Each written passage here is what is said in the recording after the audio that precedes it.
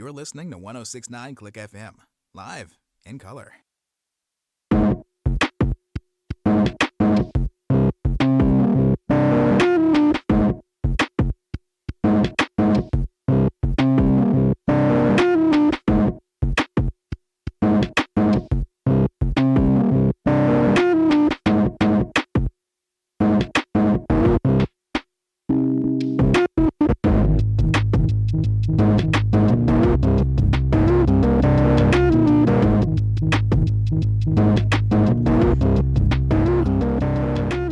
Well, folks, we are at it again.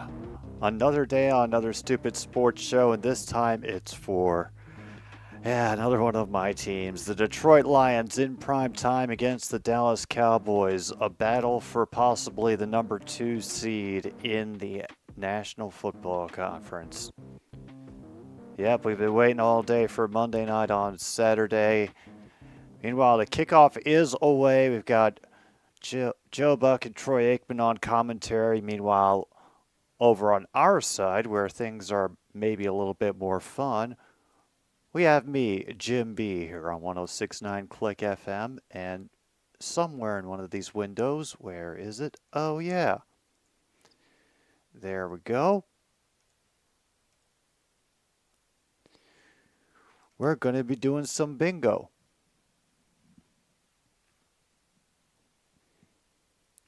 Really? Damn, IR? That's a shame, Logan. Oof. All right. Yeah, it's either one of those two guys that I really noticed is plays with a... Well, I'll just say that we would probably happily take him on the Lions. I mean, while we start the game with the ball and immediately have a run of 0.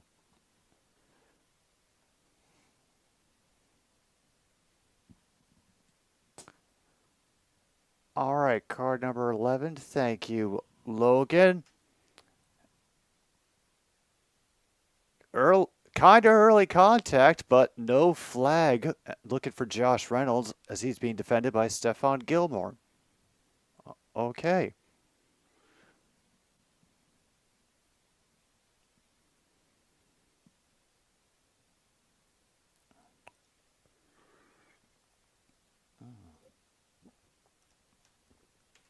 All right, 3rd and 10, and this is a slow start to the game.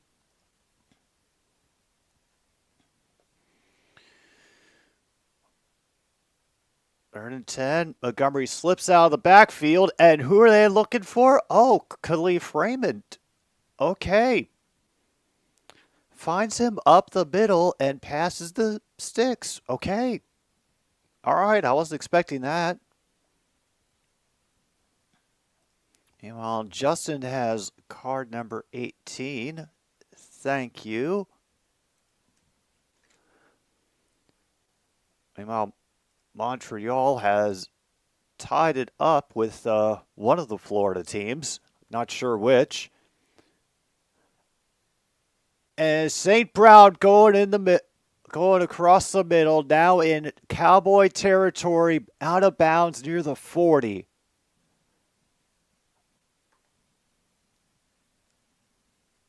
Okay.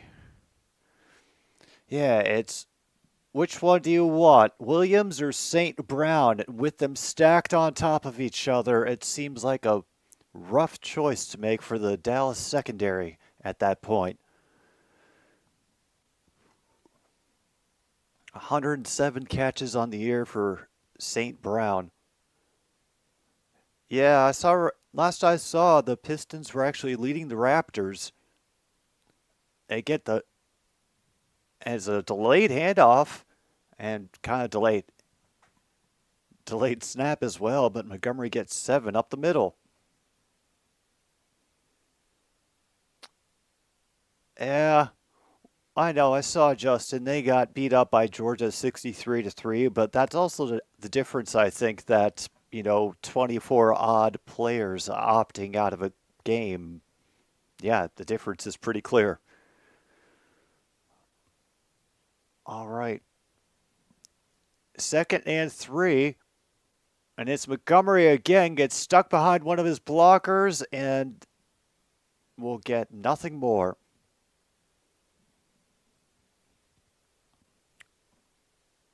The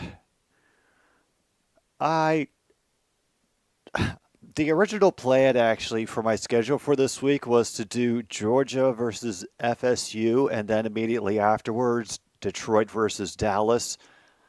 I'm very glad I didn't make that decision now. So, ooh. Yeah, it was 63-3.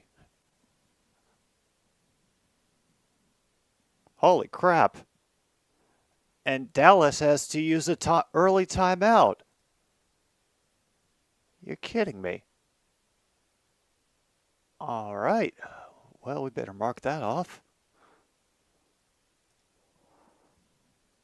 Oh. Are we there yet?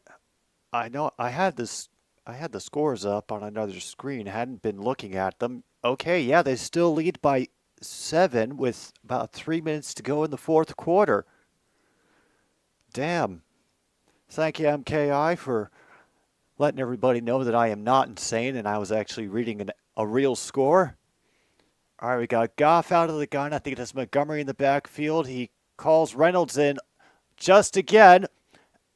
And, yeah, 3rd and 3, Montgomery. They just waited long enough. And, damn. This is weird.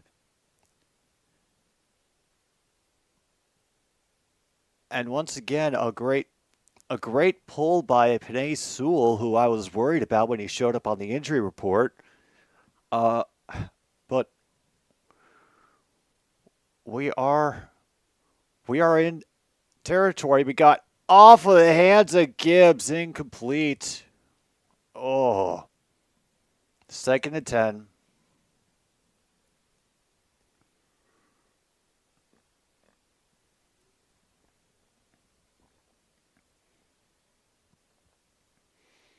Meanwhile, Montreal gets a too many men penalty. Hey, they're trying to aim high. They want to be like the Toronto Maple Leafs. No kidding. Both of them are going to be 1,000-yard rushers. I don't have their stats up. I don't know what they're at right now. And Curse bats that one down at the line. Incomplete.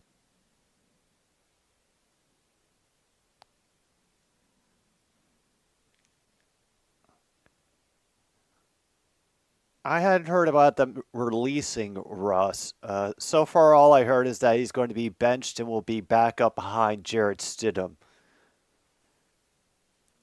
There's a lot of talk that the Broncos are just going to cut him at the end of the season and take the dead cap hit, but there's nothing in stone for that so far. We do another one with Gibbs, and he stays on his feet initially, and then a late flag flies.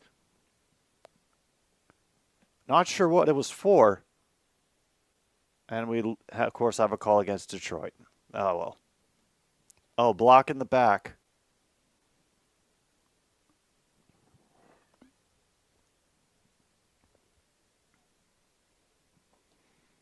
All right, so what does Mike McCarthy do on this? He knows that we like to go for it on 4th down.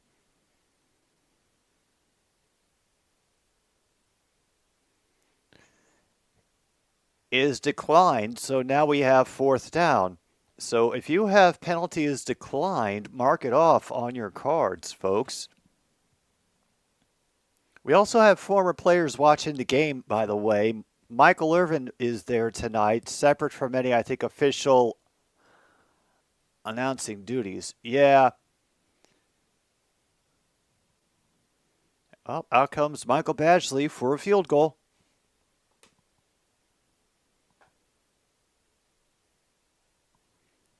All right, 41-yard attempt is true and through. Hey, I don't mind.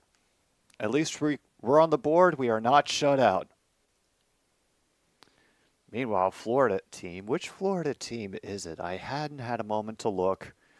We're on commercial break for the game. So now we can get caught up. The Leafs are still not on the board against the Hurricanes.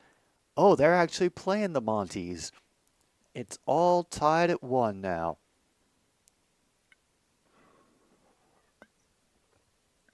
Oh, in case any of you regulars are wondering, yes, I did ask Monty.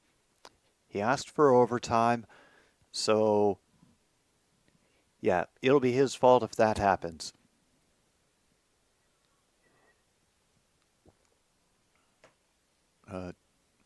We might have already gotten it with the Buffalo Sabres winning in overtime against the Blue Jackets, but then again, we can never exactly know which one to attribute it to, I guess. Such is the nature of non-specific curses with no scientific basis.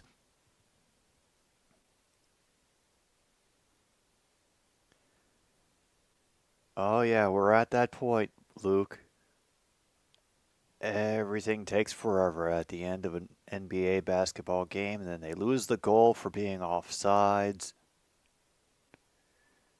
And it remains tied 1-1, I believe.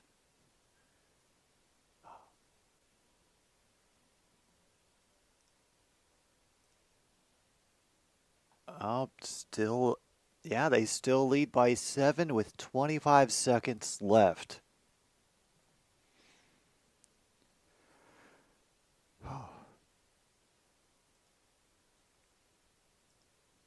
Oh, now it's...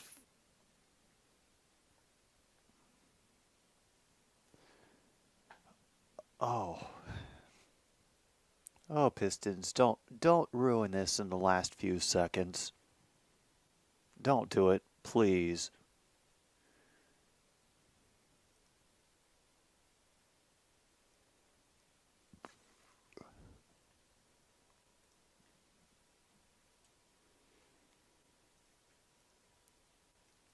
All right, we are finally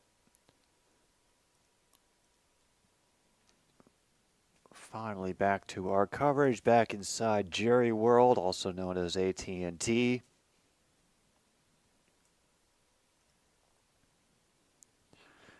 Hell yeah, they ratchet up the pressure on the Cowboys by doing Jimmy Johnson's Ring of Honor induction at halftime today. So,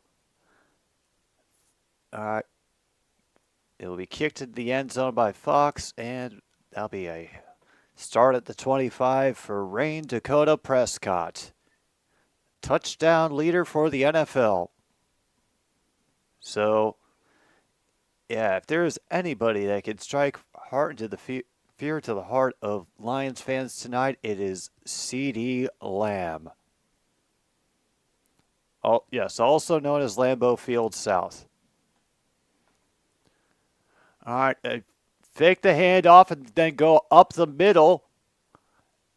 And tight end gets flipped to the ground by Anzalone. That'll be about 2nd and 3 coming up. Ferguson's the tight end on the catch for the Cowboys.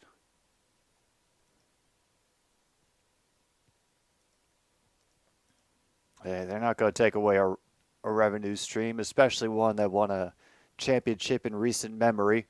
All right, that is Pollard, who gets buried in the backfield by Hutchinson and Anzalone. Loss of 1 on that. 3rd and 4 coming up. All right, and Aaron Glenn is sending in Reeves Maben, the player who has come out of nowhere to make a couple of great stops, not only on special teams but on defense. Jake Ferguson, former Badger, you don't say.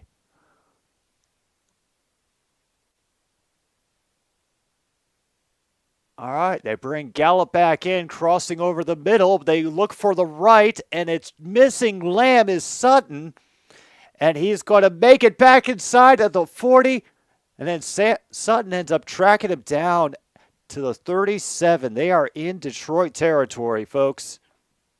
And Yeah.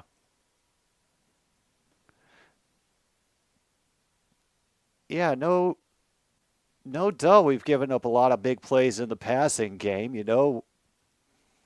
I am not surprised by this. All right, now he's going to run. A big hit delivered at the last moment, it looked like. Hender's shot gained 6 on the last minute, right before Derek Barnes came in to lay lumber. 126, 119, 24 seconds to go in what could have been a history-making game for the Detroit Pistons, but will just now be a brief moment of lightness in the darkness that is their season. Oh, now they're only up by 4.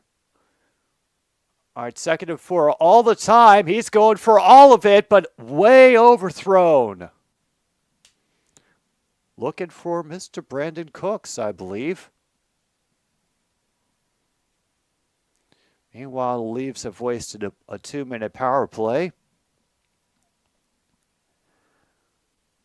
You know what? It'll at least be a little less memorable if they don't have sole possession of the record. Tying it can dilute it. All right. 3rd and 4 now. They should firmly be in field goal territory. Has all the time to run, and then he waits. Picked! Melifonwu, and he does. CeeDee Lamb tried to club it away from him, but only managed in securing the tackle. Oh my goodness, Melifonwu with an interception. Melifonwu. Oh, wow. Okay, so. All right, mark off interception if you have it on your cards. I don't even know what the hell to if I can mark anything else for that, but we only got 2 turnovers left until we hit our over. And damn, we're only in the first quarter.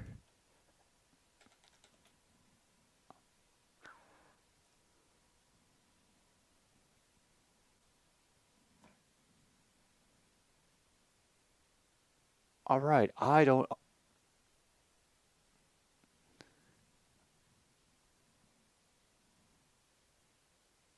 How did I not see?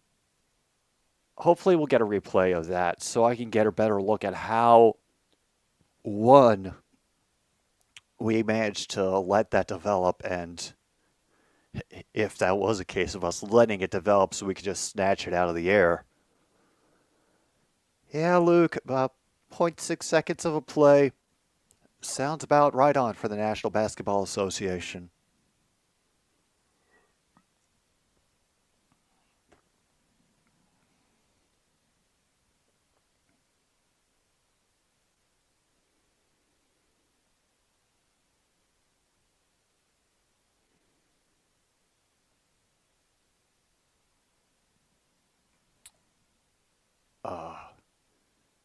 Was saying that was a similar throw to one that Mahomes did? Ooh. Ow.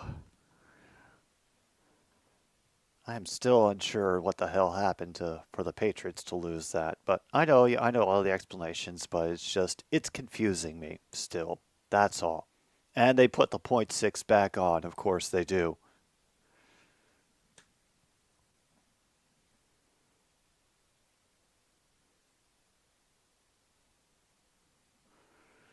Yeah, just what that game needed was more time because we got to get that little chance in that the Pistons could still blow it. Oh, it hurts. It hurts. Oh. All right, there, the focus on Mr. Melifonwu. I think that's his 2nd pick of the season. Got his first last week. Oh, and apparently he was the NFC Defensive Player of the Week.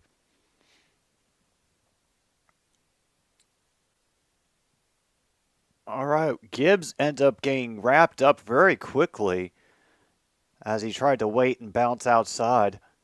Gain of maybe one.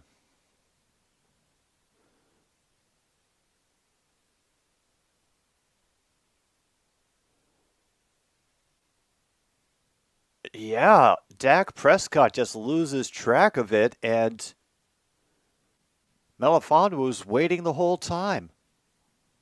Ooh. Okay. All right, now they lead by 6 with 16.3 to go. We will get through that, at least that insanity, folks. St. Brown has a bit of blocking. I think he is over the 50, inside the 45 of the Cowboys.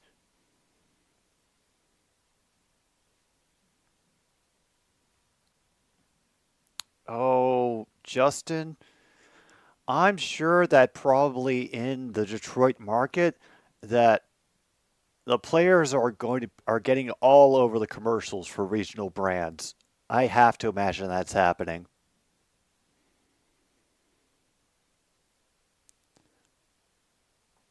Oh God, they reverse it to Williams, and he ends up getting upended just inside the 40. He'll be down at the 36, and now we got some couple of fists maybe being thrown.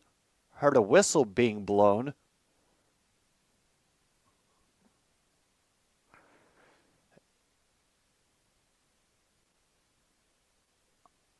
Good job by Lewis getting off the block to upend Jameson Williams.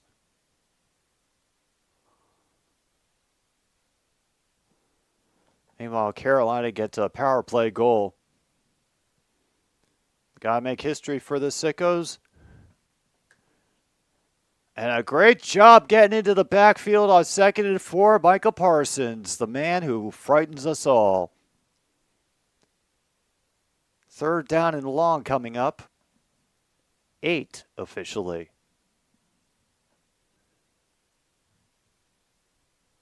All right, have we gotten anything else? Oh yeah, we could definitely check off the defense did something. Because we had that for the interception and just now with that great tackle by Mike Parsons.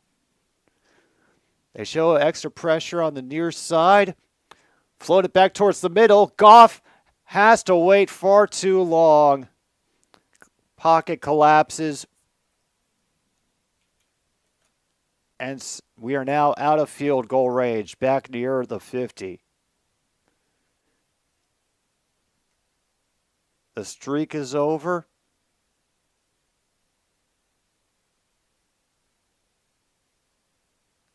Oh, man. Detroit has won. Their losing streak is over. All right, and if you have turnover wasted, mark that off on your card as we end up having to just punt it right back to Dallas.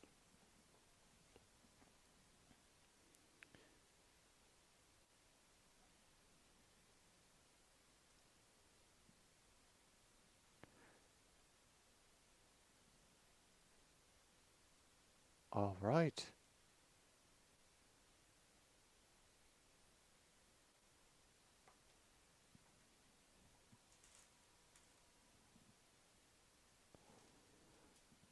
Okay. Well, guess it could have been worse. But at the very least, we're getting a decent amount of stuff checked off here in the first quarter. We can check off sack. We got one of those. And Cowboys currently leading that count 1-0. Yeah, I definitely think Dallas is going to get over 250 passing yards. How many other odd things they accomplished tonight? Oh, I fear to think about it. Oh, MKI, Mr. Dangle has enough to worry about right now, especially with the Leafs. Yeah, between Samsonov and the fact that they have what appears to be absolutely no defense. Yeah, I'm not sure that he'll have any voice left to say anything about the Toronto Raptors. So,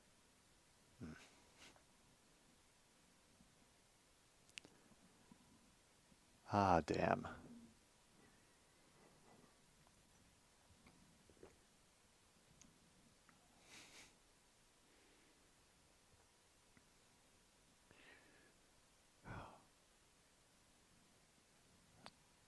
All right. All right. We got a chance. We were able to stop him once with an interception. Maybe we can do it again.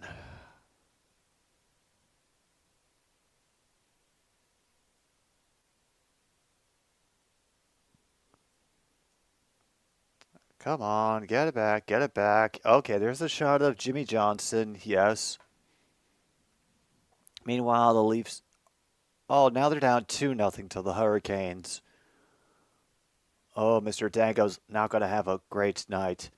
And they try to do some Weiner trickery in the backfield, but Vildor comes in the backfield and tackles him for a loss. Okay, 2nd and 13 coming up.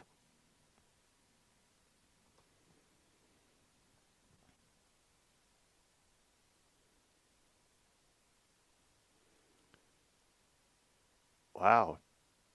They were trying to reverse it, and Vildor was right there to say no. All right, now we got number 3 motion to the other side of the field by Prescott. Takes it out of the gun. Looking for Ferguson again, and Joseph and Campbell were in there on the defense to bat it away. Wow, you could hear Kirby Joseph wooing from down on the field.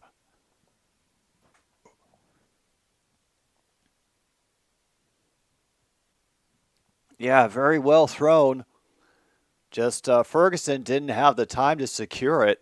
Otherwise, that would have been a real fumble. All right, 3rd and 13. Extra pressure now coming, and they all miss Dakota. He's going to be able to haul it, and it's going to be CeeDee Lamb. Goodbye. Touchdown. And he tries to wave everybody on to play catch up with him. That's how you take the lead.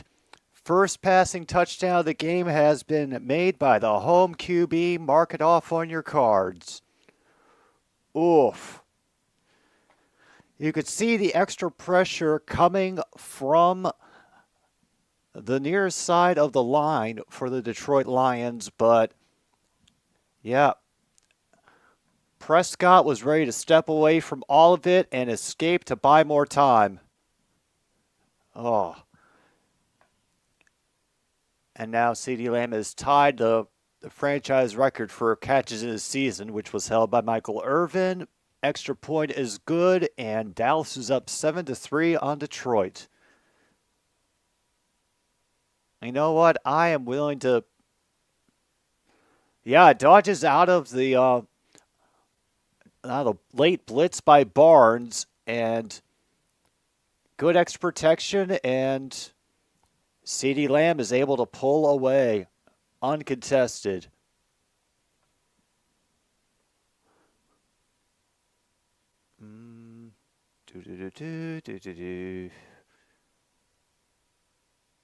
I'm trying to see if there are any other random spots that I could check off for how that play turned out.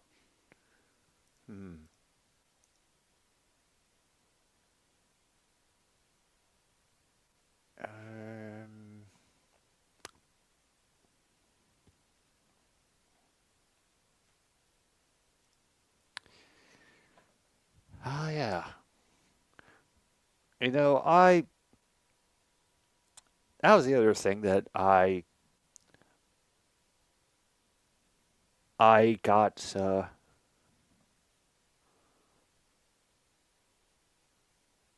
I got to thinking about in the game, in the before time before this game was that, yeah, CeeDee Lamb's probably going to have a premier night tonight.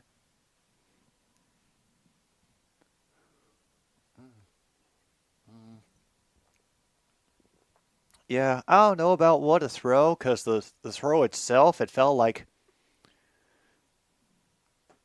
it was just a little bit of a screw it, get rid of it, and hope that CeeDee Lamb comes to get it. Ah, oh, okay. But we've still got a whole kind of game to go. I'm sure Prescott's got a few more what a throws in him left. Yeah. What do you know?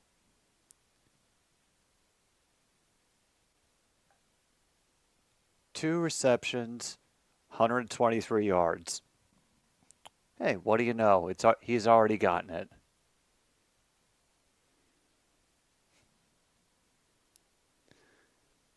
Meanwhile, the Habs and the Panthers are tied at 1.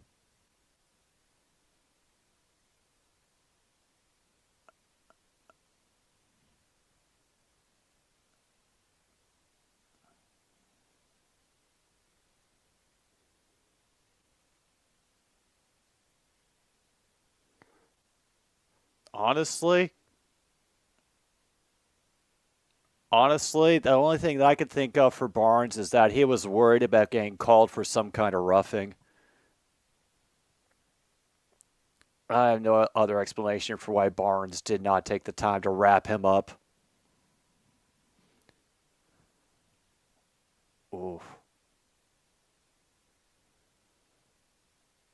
Yeah, and no matter what, that was not going to be that was not going to be a catch up.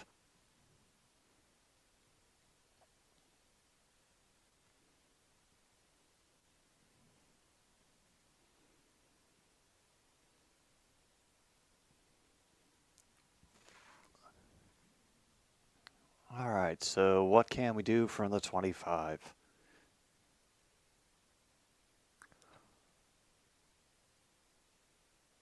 Oh, hell. Now one of our safeties is down, Tracy Walker. Oh, hell. Yeah, just what the secondary of the Lions needs. More injuries. Okay, this is going to be a long game. Oh, we managed to tie it with Nashville? You're kidding. Um, okay, yeah, Pacers leading the Knicks. Let's get over to NHL.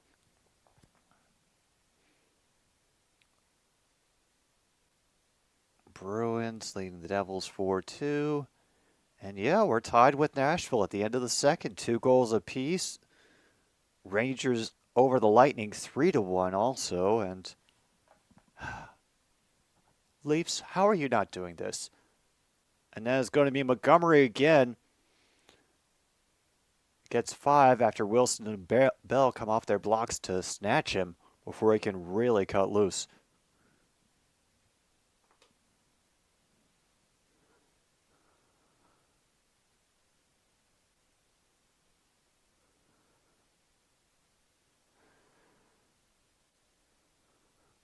All right.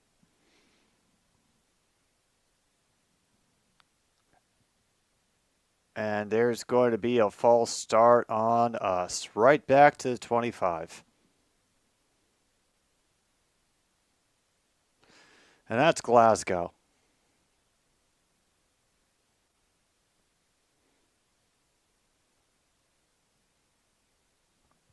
Yeah.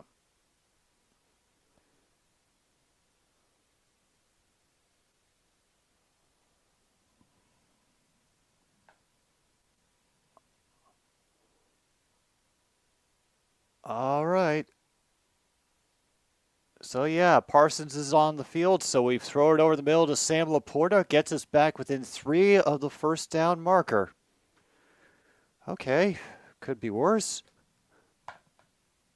3rd and 3.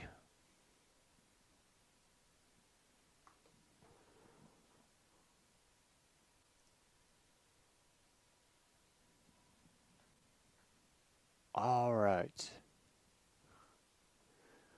All the cheers coming up.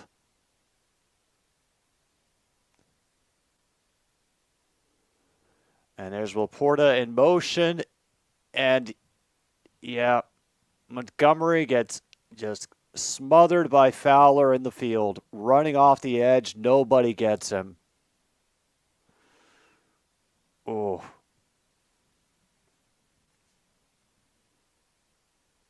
He just he missed the block, and after Fowler gives him a move, and oh.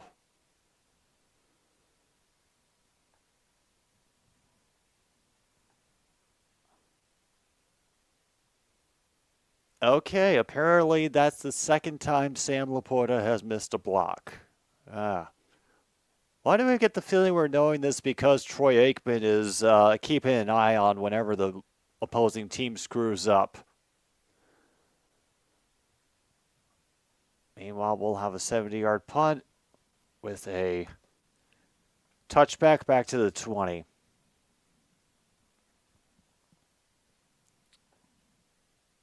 Oh, yeah.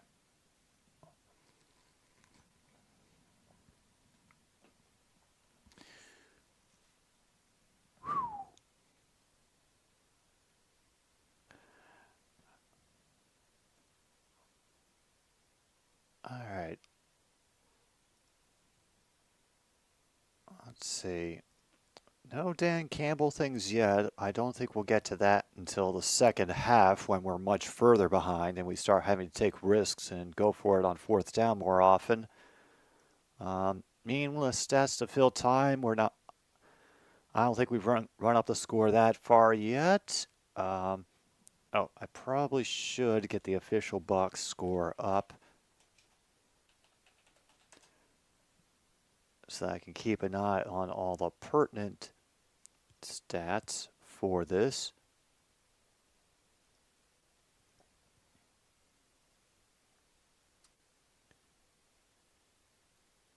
All right. Well, at least I'm correct on that, and the fact that it's 1-0 in the sack totals so far.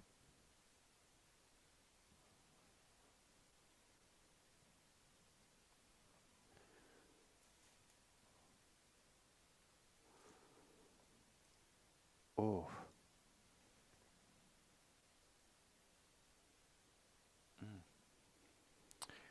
This week's playlist, I'm not sure. I'm not sure what to think about this week's playlist yet. I've also been kind of just trying to get through this week's batch of streams before I get to the New Year's Eve break. But I hope y'all find it fun. Yeah, a little classic on the swear tonight, Rebecca.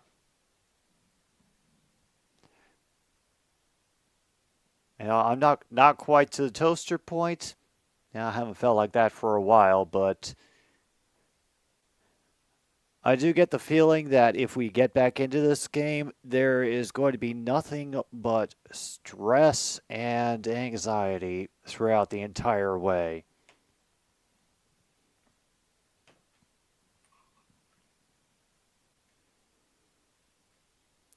Oh, and all the Fox NFL people, including Terry Bradshaw, just staring blankly into space while wearing a cowboy hat. Yep, that's our Terry Bradshaw. And damn, we have a false start penalty on Dallas by Jake Ferguson. So now they're back to their own 15.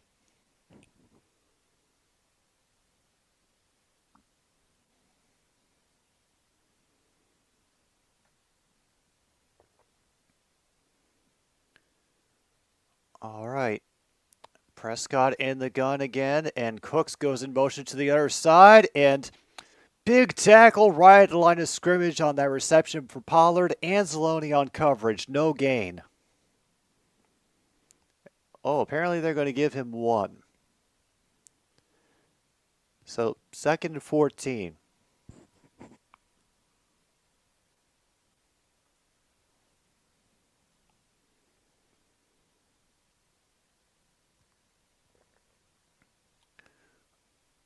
All right, Lions right now only rushing 4. Scoot over as Ferguson goes in motion. It's picked up out of reach for Ferguson, off his hand, but he could not haul it in.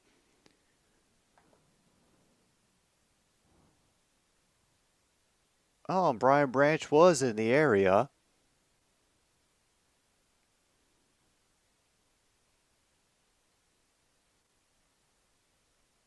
Oh, and he ended up getting a hand on it, deflecting the arc out of Ferguson's reach.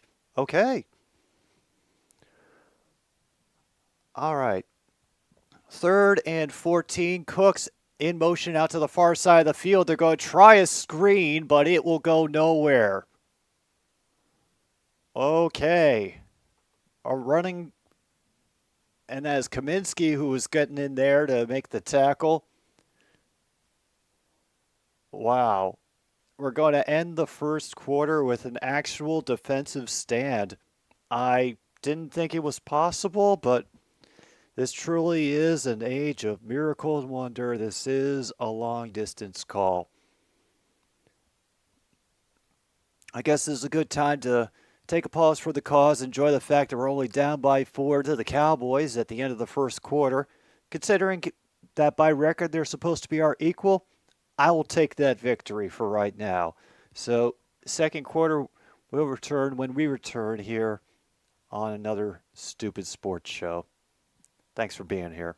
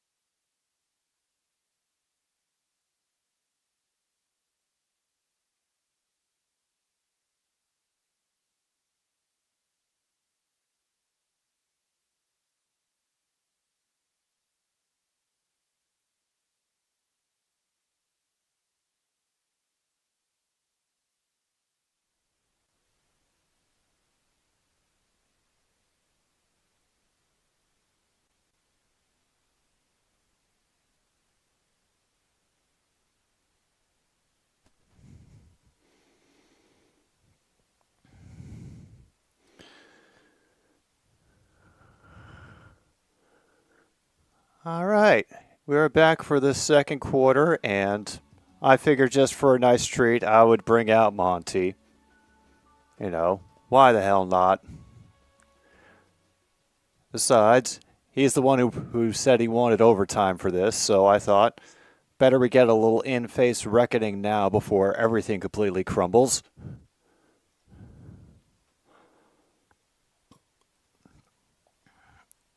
All right.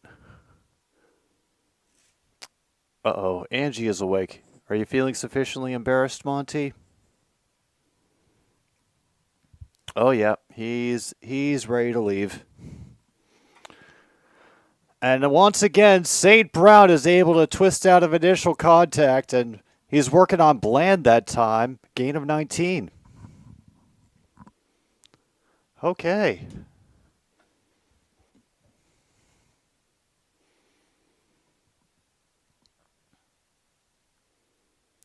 Yeah, it's a great job of getting distance from Bland. Yeah. It's where we hope for it. Where we hope for it. All right, Montgomery back in motion. We go to Jahmyr Gibbs, and it's picked. Yep. Lewis gets the pick on the attempted screen. They saw it coming, and they said, no, thank you.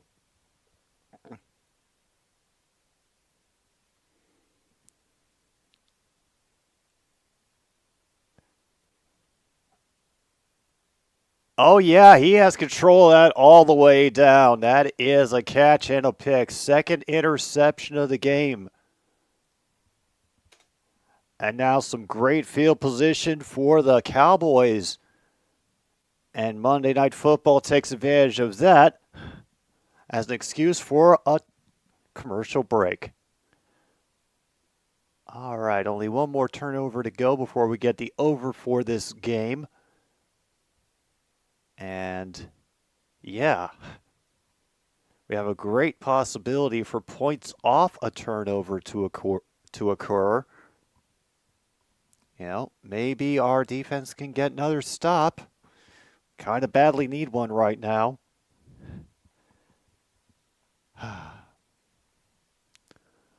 I'm honestly unsure.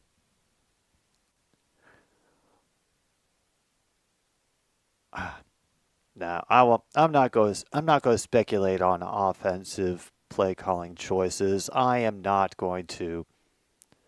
I don't know enough about the game to try to differ with whatever ideas they had. And I can fully admit that.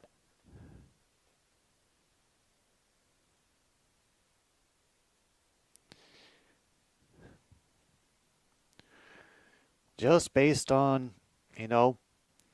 seeing highlights of Dallas Cowboys games so far this season, I felt like I recognized that interception as being pretty frequently made by the Cowboys. But hey,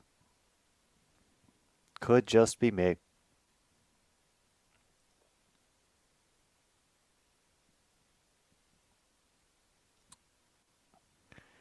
So it's a daily thing. The Pistons won against. Let's check the standings actually. Just because I don't want to be telling tales out of school. Yeah, because the 2-29 Pistons beat the 12-19 Raptors. They are now world beaters and hold the temporary title of best team in Detroit. So now the Lions have to suck. You know what? It has as much logic as Monty causes overtime. So,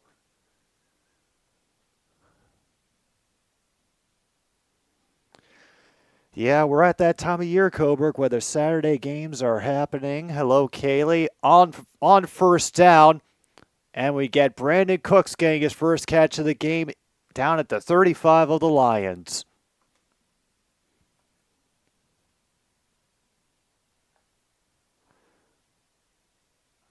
Yeah, it is the way. It is the way. Remember, our narratives must be preserved just so that we don't have to pay attention to new things and change our minds.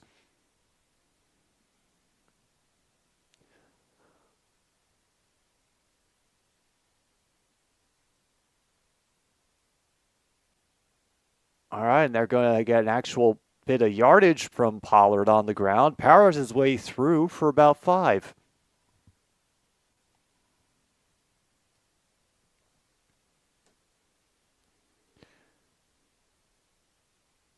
Oh yeah, they still have Dan Quinn taking care of their defense. I don't know. I shouldn't have forgotten about that because, Dan Quinn is considered, actually worthwhile as a defensive coordinator. All right, 2nd and 5 now. Prescott all the time waiting, and it's another big hit on Cooks. Sutton gets him, but there is a first down for the Cowboys.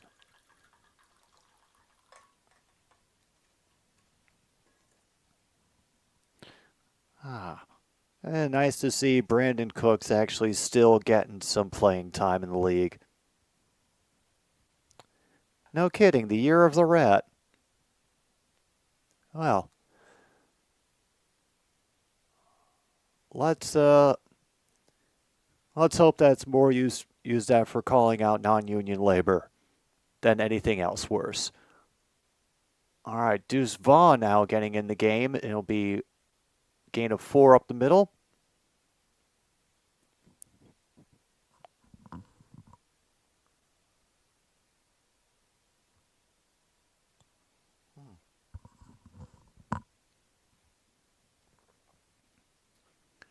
All right, Cowboys are in the red zone again, 2nd and 7. Let's see, we got CD Lamb stacked up on the near side, and now to get a little bit of space. We should have an offsides there, but Prescott is just going to run. Takes the chance, misses on a bullet to Cooks near the goal line, but they're going to get a free 5 yards anyways, so screw it. Take the chance.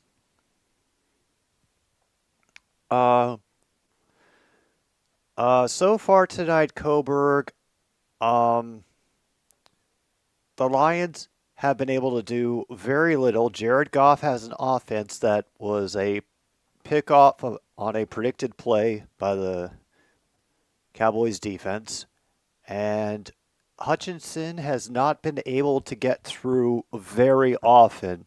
Actually, the Cowboys O-line is doing a great job against us. There's Pollard. He's gotten his first down, nearly breaks out, but brought down from behind around the 6. And now Buggs is trying to get into a war of words.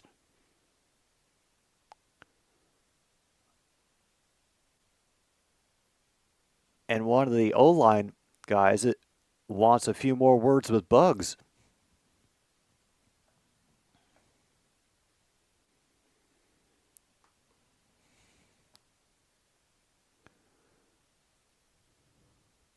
All right, 1st and goal. Big cheers coming up now from the crowd. We have a fake to Pollard, and the ball comes out. Are they going to...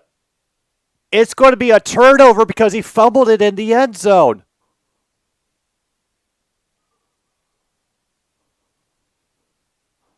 It is a touchback.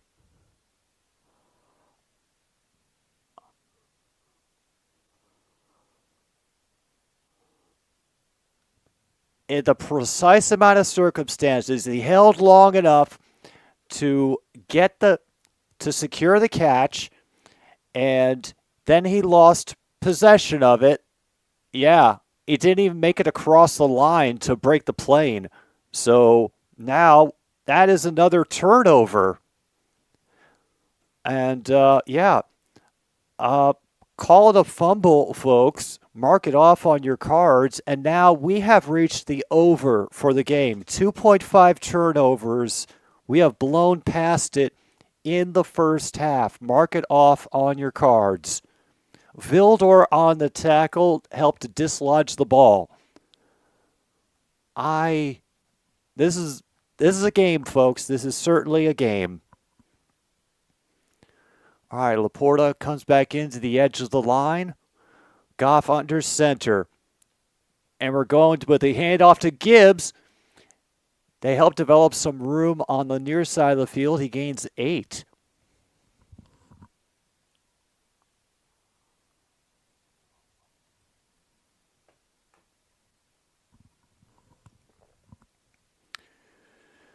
All right, 2nd and 2. Goff in the gun. Gibbs goes out from the backfield. Pressure coming. And it is incomplete, even though it was dislodged and they tried to scoop it and run it the other way. Now 3rd and 2.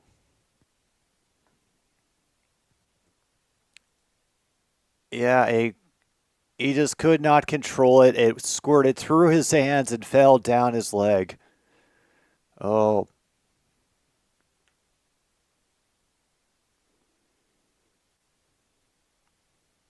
Oh, when Dan Campbell's not happy with his tight end, we know he's not happy. All right. St. Brown in motion. We fake the handoff. Pressure coming, and it is a little too low for Jameson Williams. Yeah. Wow. Once again, 3 and out. Damn.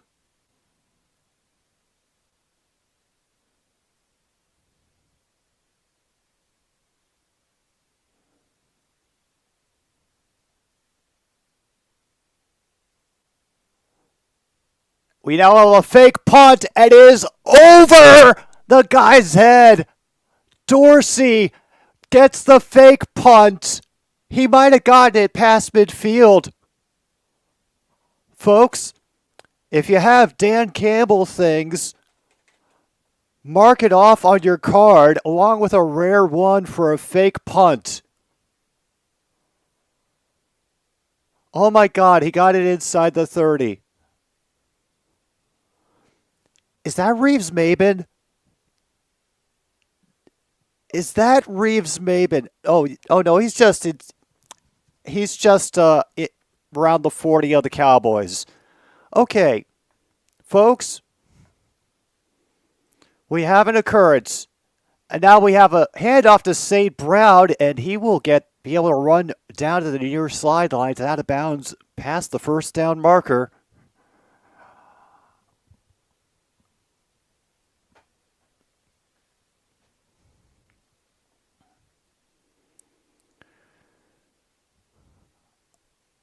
Okay.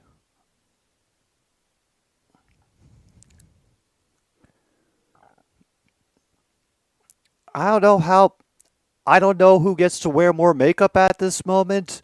Luke, I think I'll have an answer for you after the end of this.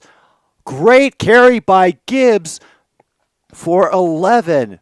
He got to get tackled by Diggs on that. But right now, it's just somehow a very well executed fake punt and a pass by somebody who I did not expect to be making it. We are now inside their 20 with another 1st and 10. What is going on? And a big hole for Jahmyr Gibbs on 1st down. He will be tackled by Bell from behind down to about the 2. And now Lewis is getting in the face of St. Brown. They got to separate him again. Looks like the refs are going to be on elevated alert. Meanwhile, the Leaves have scored and our long national nightmare is over. Hang on a moment. I will get you the link for the cards. All right. There you go. All right, 1st and goal. Feels like we haven't really had this for the Lions yet. And a great job getting into the backfield by Lawrence Clark and company, immediately tackling Gibbs back to the 5. They just streamed through the center of our offensive line. All right, number 23, I've got you there. Oh. Yeah, great job by Lawrence and Clark just busting through. And now, running out of time, tipped by number 6. Oh. That was Donovan Wilson. Goff was running out of time. I don't quite know who he was looking for in the end zone, but let's take a look. Oh, yeah, he was looking for Sam Laporta again. And there was everybody in the middle of the end zone that time. Seems that they noticed that we've been throwing to the middle of the end zone a lot on some crossing routes, so they were plenty prepared for that. All right, 3rd and goal from the 5. And it'll be a run for Gibbs, and enough people over there, once again, including Donovan, to force him out of bounds at the 4. Offense is still on the field. Oh, apparently we're going for it on 4th down. Yep.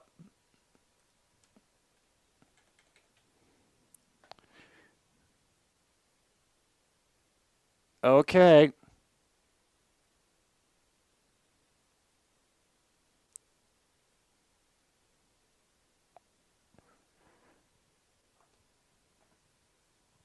And now we have a clock problem while everybody is out for field goal. No, sorry, 4th down.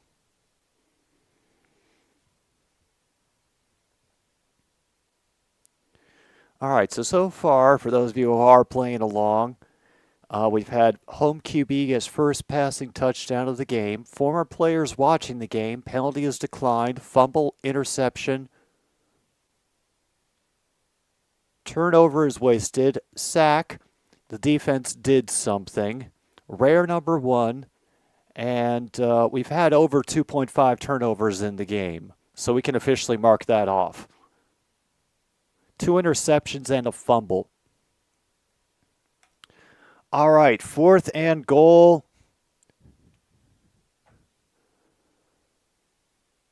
Williams taps Laporta into some separation. 10 seconds left on the play clock.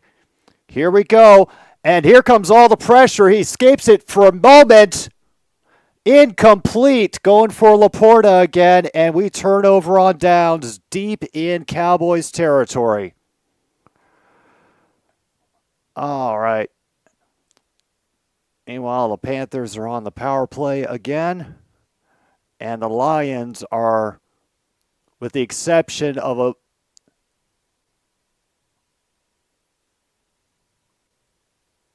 yeah.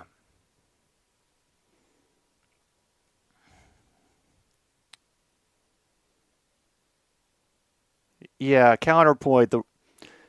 It has to be a very specific set of circumstances had to occur for that touchback to happen. One, he had to fumble the ball outside of, the goal line and the plane to cross. He had to catch the ball, establish the catch, make a football move, then get rocked for the fumble, which was easier to do because he was trying to reach out with one hand. So we were lucky enough that he fumbled it inside the pylon through the front of the end zone, and then it quickly went out. So for everything that had to go right, I am not going to complain. Everything's going all right, Kip. Aside from the fact that our defense can't really do very much when we get down into the red zone, which surprised me because the Cowboys aren't supposed to have the greatest red zone defense. But, hey, we haven't had enough time to batter them around this game, I guess. Card number 9, I don't think is taken. Well, it's now taken by you, I suppose. So, Meanwhile, Jaden Reed has been cleared to play tomorrow. Good. All right, I'll see you when you get back, Luke. Oh, the second half is that's going to be a nerve-wracking time. I can already feel it. All right. Meanwhile, we take the time to throw more music into the mix. Yep, that should help out.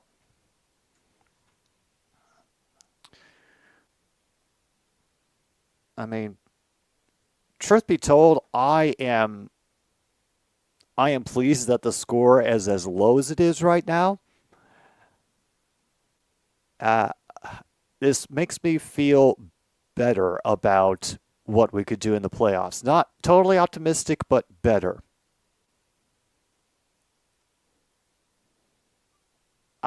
Passing out of his end zone, goes for Ferguson, blasts through one tackle, finally has to be knocked down by Barnes, and it looks like they're going to try to move with some tempo to get up the field and waste the rest of this quarter with the ball in their hands.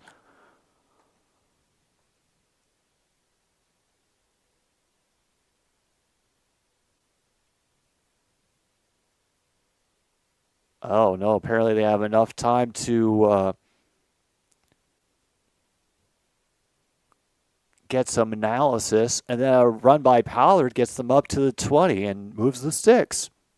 All right. Under 5 minutes to go. I'm sure that they have some kind of wild pass play dialed up to take away a chunk of the field. All right, Cook's in motion to the far side. Pollard in I formation. CeeDee Lamb in motion, and he's just going to use his speed to rush around, but then Vildor comes racing up to force him out of bounds after a gain of 7. All right.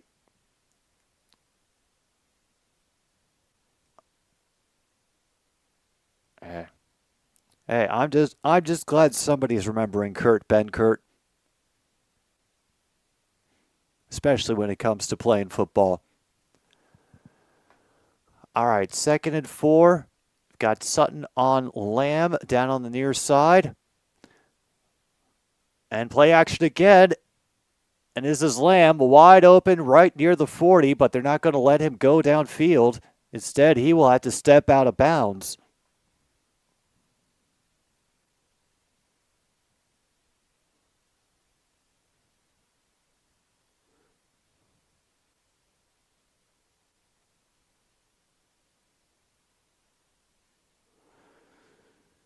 All right. And there goes Gallup to the far side of the field. 2 back set. One dude waiting to block up the middle. Doesn't do enough for Pollard because extra help comes in there in the form of Sutton at the end to limit the gain to 2. Oh, they only gave him 1. 2nd and 9. All right. Oh, yeah.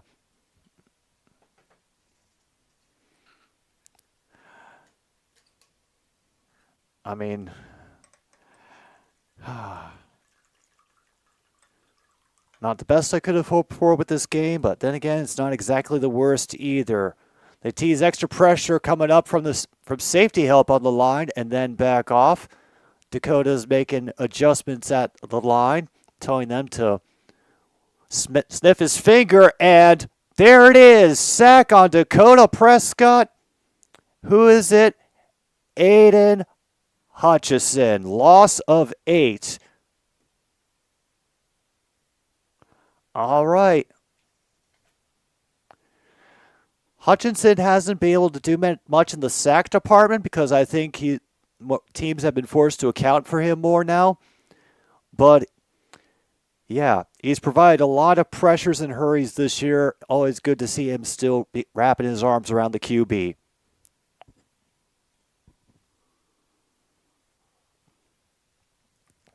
Third and 17, they try to stretch us out. A perfect solution, really. And then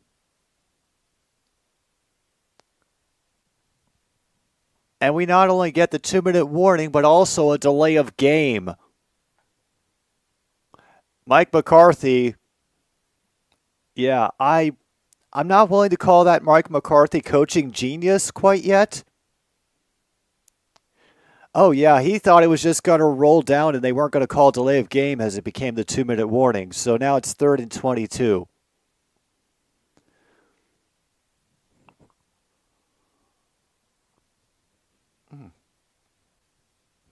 Oh, never mind. They put a couple seconds back on, so it's now 2:02. The Cowboys have to run one more play.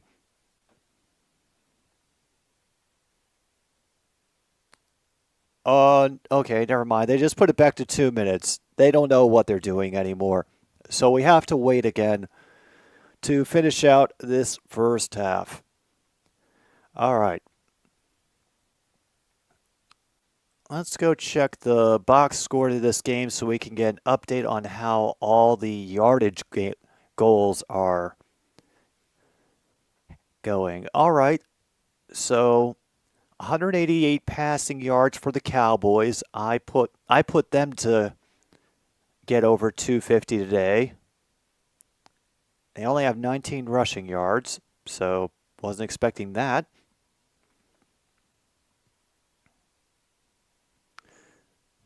But yeah, pretty much what I was expecting.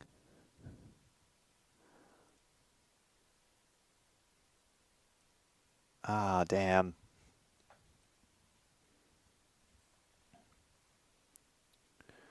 Mm.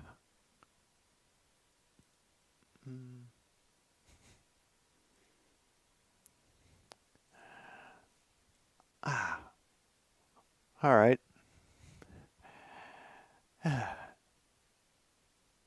I can't believe the Leafs scored. Well, I'm not sure if they're going to be able to come back. They seem to be in a bit of disarray lately, trailing 2-1, halfway through the third period. Crud. All right. While we wait for this 2-minute warning to get over with, we will take the time to thank all of our patrons who have been kicking in money. They've said they wanted to support me, and I exchanged that with making these bingo cards every week. And by the way, this one is I made publicly available just so anybody could check it out. Let you know, we're always glad to have more people here, and I appreciate everybody who thinks that what I do has value. Thank you very much for committing your time and your money and your attention to what I hope for this year will become a even more interesting and stranger channel for you all to enjoy. So thank you for being here again. Thank you.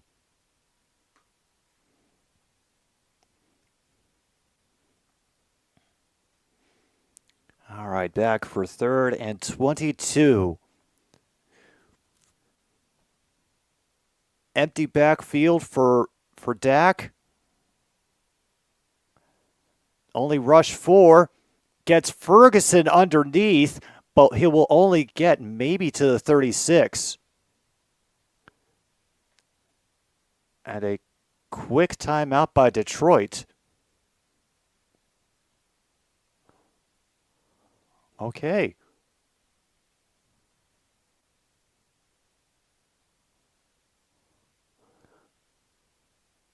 All right.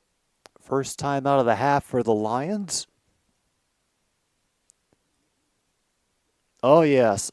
Extreme alternate programming. Yeah, True North. Absolutely, do something productive that doesn't involve, injuring yourself or wasting your time with games you won't enjoy. All right, 4th and 13. Is there going to be a fake punt on Mike McCarthy's end? They don't return the favor. They actually punt the ball. Okay. It's a great punt. And Raymond is able to get a couple of breaks, has made it out past the 40. I don't know how we didn't get called for any penalties, but there were some very conscious efforts to not make blocks in the back. I could see from the Lions special teams. We are still down 4. It is still 7-3 with 1:40 left in the first half.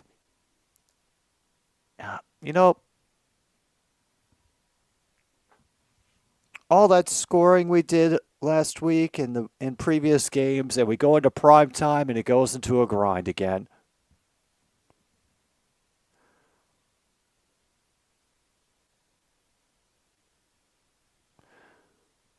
No problem, Coburg. It has been it has been, well, let's just say, for the context of, understanding not only, the abilities of different teams and what they're going to be better and strong at, this show has done wonders for helping me understand, not only the game, but also all the opponents that I would be facing a little bit better. So I do appreciate that.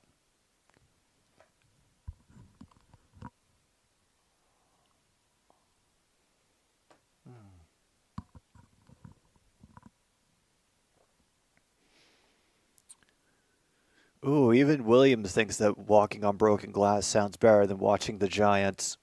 Yep. I would just like to officially say that this channel and myself at 1069 Click FM recommend that you do not walk on broken glass as an alternative for something to do when the football game isn't interesting. Just, take some time, brainstorm, think a couple steps beyond walking on the broken glass. I mean, that's a good starter idea, but definitely not final draft material.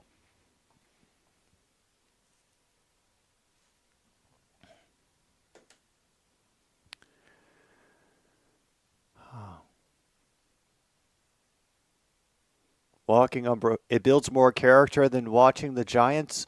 Yeah, I don't buy the building character excuse anymore, Kip Gaming.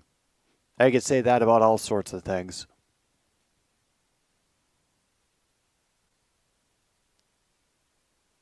Oh, they even got a little turf field on the outside. Cool. Yes. Ring of Honor coming up at halftime. We won't be paying attention at halftime. We will be taking our pause for the cause so we can all reflect on what the hell has happened and how the Lions have been unable to finish on offensive drives. And they're looking for a big one from Williams, and he's able to stay on his feet, get knocked back. Eventually works his way back to the initial gain of 6. Races back to help get the ball set.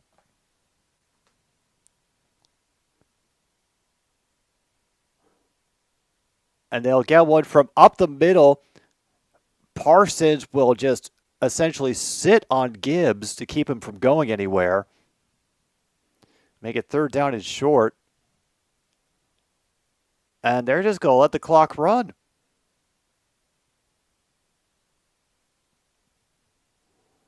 Yeah, Cowboys will get the ball because I'm not sure if they deferred or we won or whatnot. On 3rd and 1. And once again, off the corner, Gibbs dropped in the backfield. 96. Lawrence.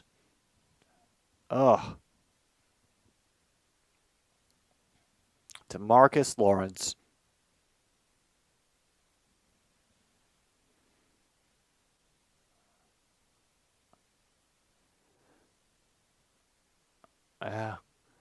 Well, not knowing what exactly goes into being a sports agent, I'm not sure exactly how to encourage you, Tyler. Only hope that you do it ethically and don't get busted for anything.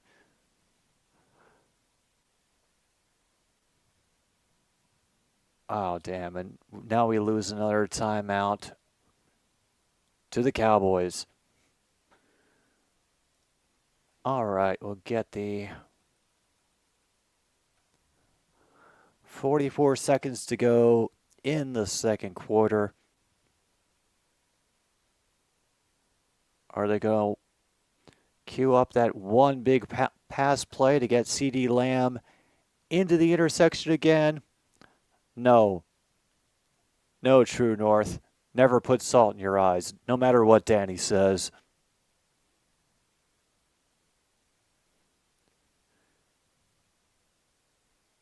We're not going to fake punt again, right?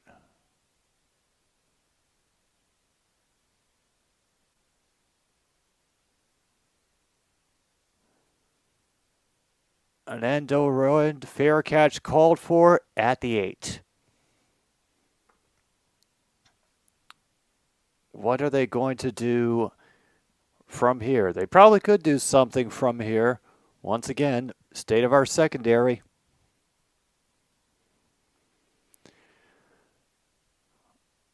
Yeah, they're really playing up the Jimmy Johnson thing for tonight, especially with, Troy Aikman being there. It lines up perfectly.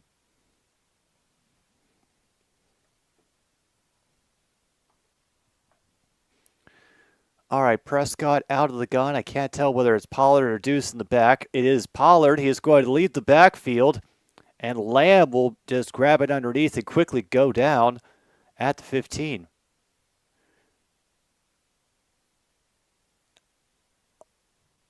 Prescott trying to yell everybody into place. And then another sack for Hutchinson. Just smothers Prescott, and yeah, that'll do it, I think, for the first half. Okay. So now Lions have officially more sacks than the Cowboys, but we're still losing 7-3 at halftime. I mean, yeah, the Arlington faithful are probably a little upset that they're not absolutely stomping us into the ground, but the defense has held on much better than I expected. So plenty of credit to them for that. Let's have our halftime pause for the cause as the Panthers have got an empty net goal. We will return for the second half of Lions versus Cowboys and whatever absolute nonsense it brings to our bingo game after this, here on another stupid sports show.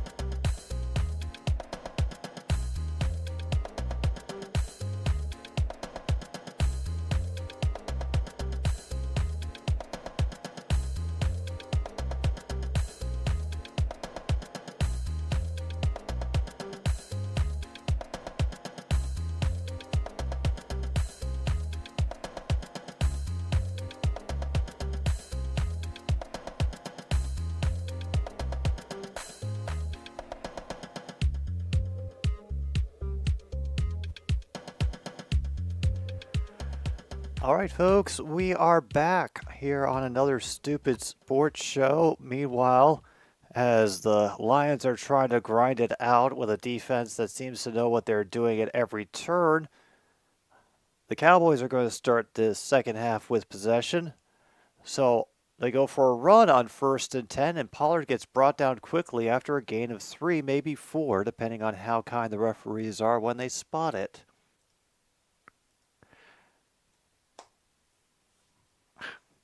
And once again, Leafs lose 3-2 to the Carolina Hurricanes. Ouch. Yeah, all the offense for the Cowboys is Dak Prescott to CeeDee Lamb.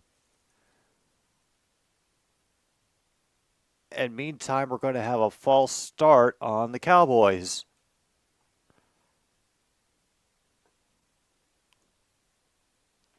Tyron Smith gets the penalty for the Cowboys. All right.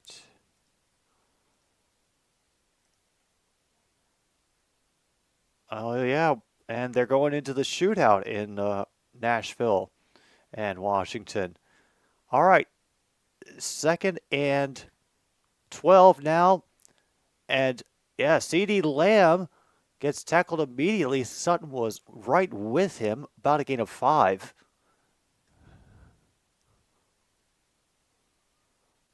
Oh, it's Tyron Smith who's on Aiden Hutchinson tonight. Okay. I think they might be more worried about the hockey than the Raptors. MKI.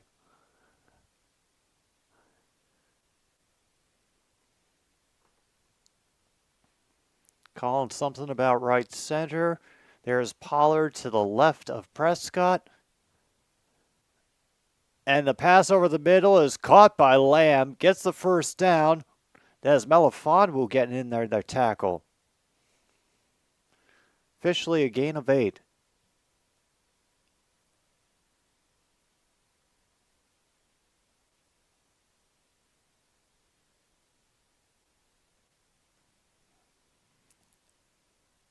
All right, now up to the 36. And be a toss to Pollard, and he's going to get hit well behind the line, about a loss of 4. Cam Sutton getting in there on that tackle. Kuznetsov gets their shot saved.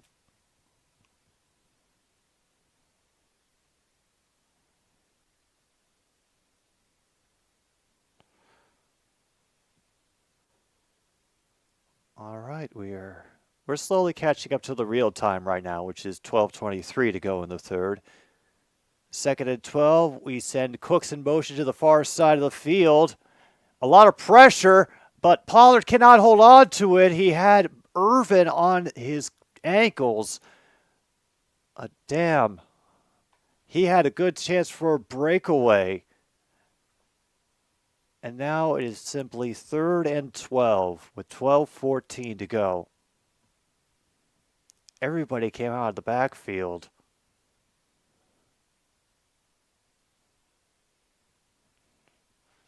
Might have been a little bit too ahead of that one.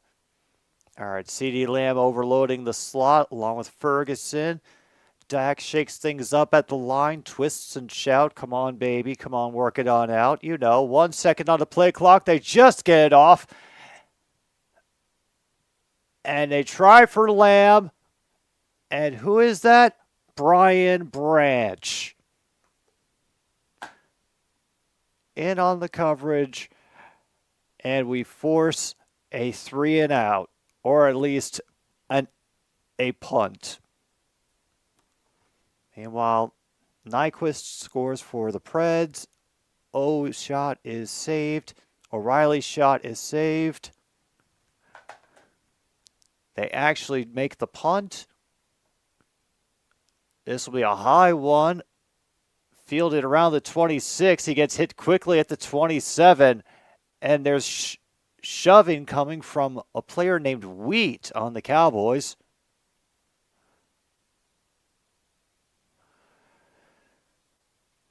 right. 12 minutes to go. Can we actually get into the end zone this time? Or, maybe get a field goal. Officially game over. Preds win in the shootout.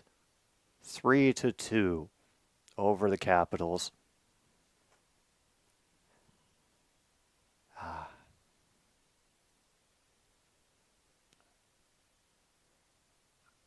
Let me actually take a look at the NHL standings right now.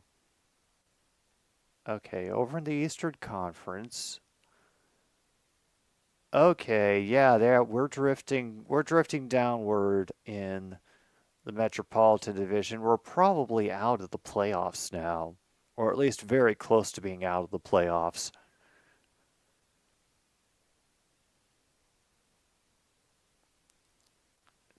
Yeah, even the Devils have pulled ahead of us right now. So at least we're doing better than the Penguins. But even that's not really saying much right now. So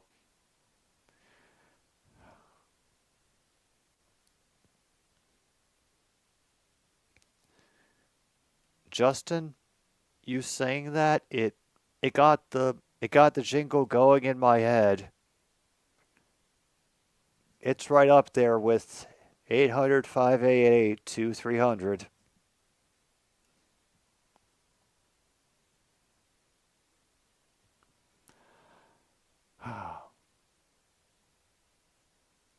Yeah, that's the only relieving thing now is thinking of classic commercial jingles to ignore the fact that the Lions offense cannot get anything going against the defense of the Cowboys.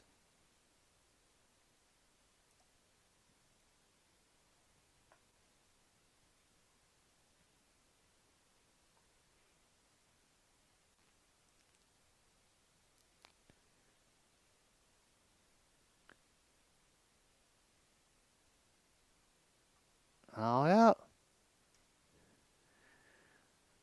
Predators have got it.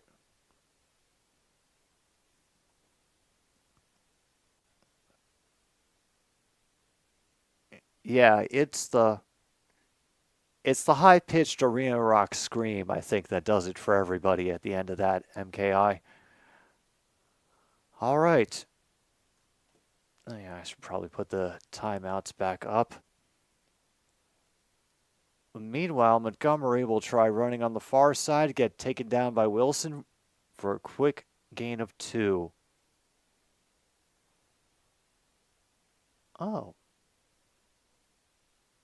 Perfect.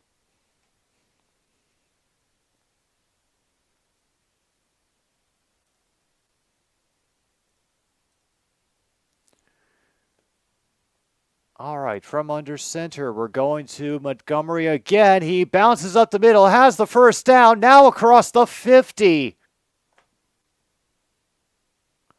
Gain of 21. Hey, anytime that Nashville can do well, there is a little part of me that is happy.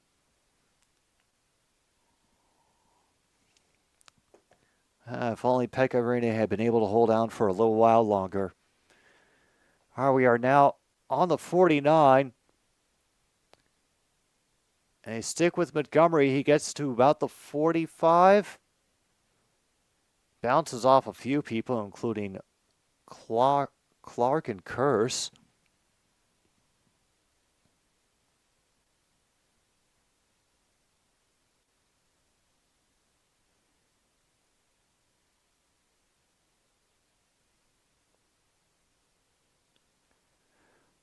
No kidding. We can't be any worse than the number 3 seed? Huh. All right. You know what? Screw it. Then I'm just going to enjoy it for as long as I can. Man, David Montgomery wrenched down on that 2nd and 6 play. It'll be 3rd and short. Oof.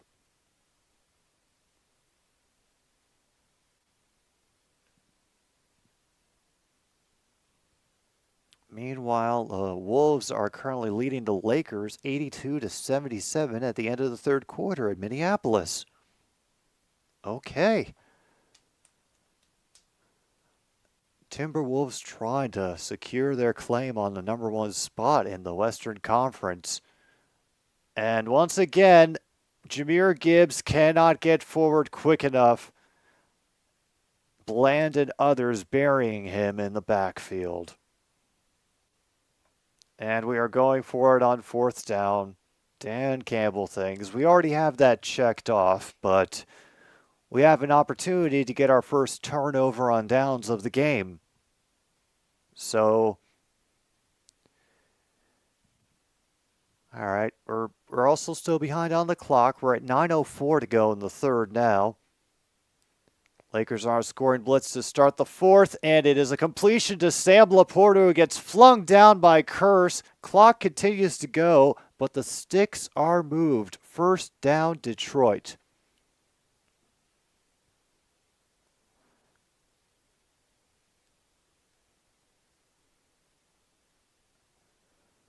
And Sam Laporta finally is able to get the ball in his mitts.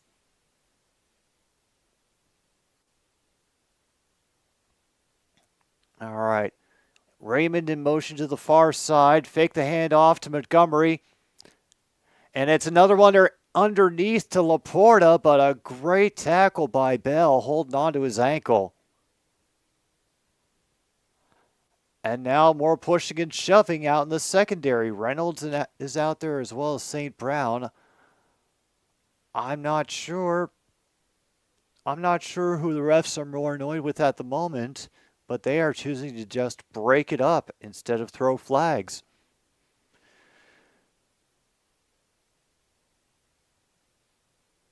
Oh, yeah, Raymond and... Oh, I couldn't tell who that was. All right, and a great block by Laporta is able to spring Gibbs out to the 20 for a first down. All right. After all those misses in the first half, it's good to see Laporta, doing well, getting a good block on Curse that allows Gibbs to get the first down and a bit more. Okay, officially the 21-yard line now. Gibbs, the lone back, in I formation. St. Brown in the near slot, and once again, there's Parsons and a few more to dunk on Gibbs in the backfield. No gain. Actually, loss of 3, but obviously no gain. Oh, yeah, we made it that time. That is the thrill and excitement of being a Lions fan. All the fourth down plays. Meanwhile, the Bulls are leading the 76ers by 8 in the fourth quarter. Goff back on this, and he finds his L.A. buddy Josh Reynolds. And he gets enough separation and foot in front of the other to get the first down.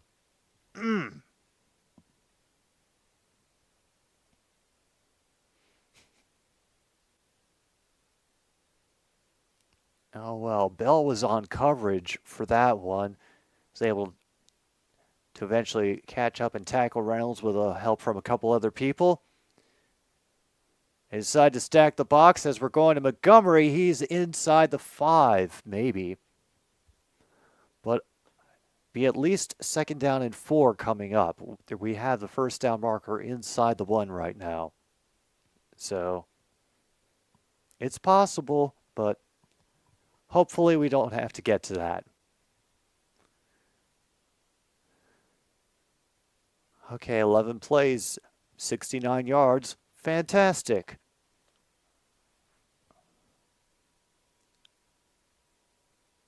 It is Montgomery again. He's able to make it to the 3.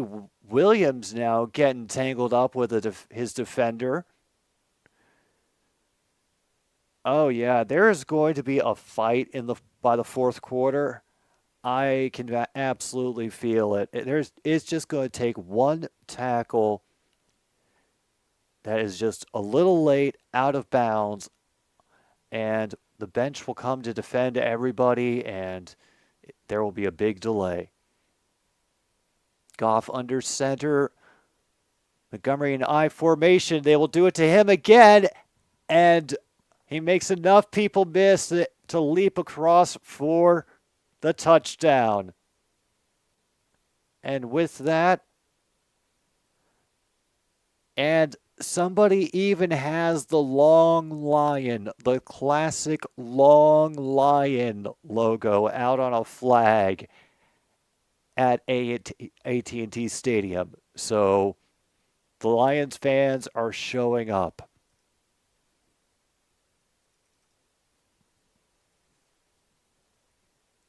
Holy crap, yeah.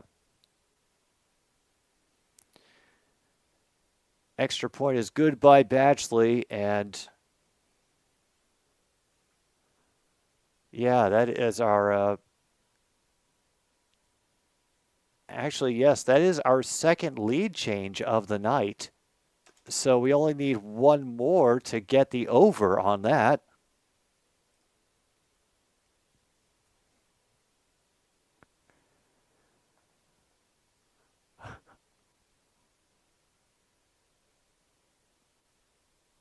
Yeah, is there a year of the lion in that cycle? I haven't looked at it lately.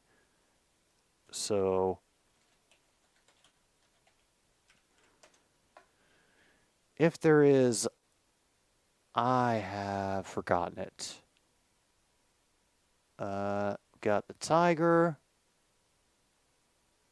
Well, maybe there could be a long cat in there somewhere. Yeah, long lion equals Lions win.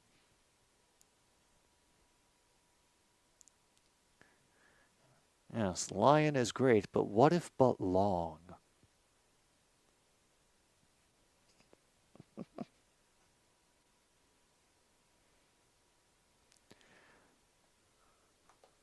All right. Let's check this bingo list again to see if we can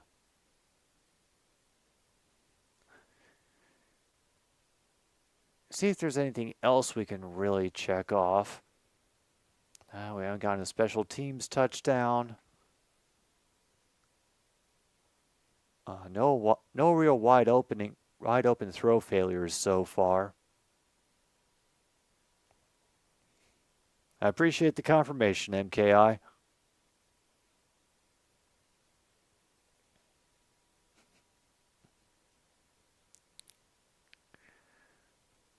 Yeah, it's not one of the pieces of information that has stuck around very long in my brain, as you can see.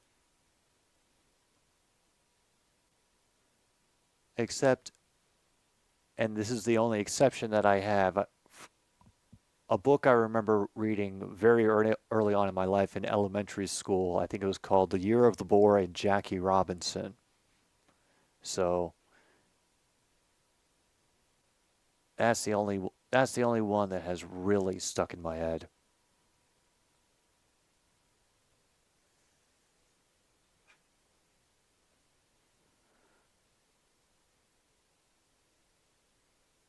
We're officially at 4:34 to go in the third. This is one of the few times that they have trailed in the second half at home.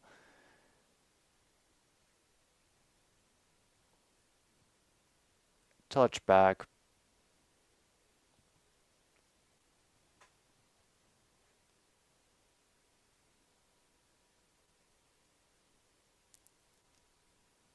Oh my goodness. Oh wow. The Wizard of Oz references for how comfortable the Cowboys feel at home. Yeah. I definitely have to check off how do you do new demographic, because Wizard of Oz references are definitely something you will understand. And Vaughn, although very quick, we also have a quick swarm of people tackling in the backfield. Hutchinson is A little slow to get up. Oh boy.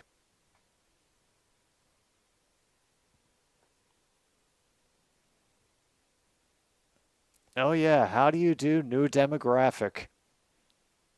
Definitely check that one off. Going to be a little dump pass now to Mr. Deuce, and he will get hit extra hard, swung within a yard of the sticks, but will not get it. Okay, Deuce Vaughn now making a bit of an impact.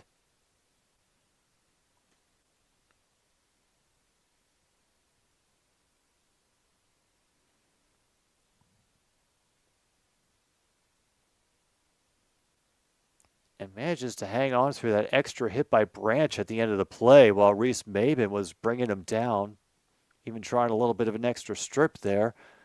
With the fullback on 3rd and 1, they do get it. Pollard has broken out to the second level, and it takes a few more people to bring him down across the 50. And he'll be stood up somewhere around the 47-yard line of the Lions.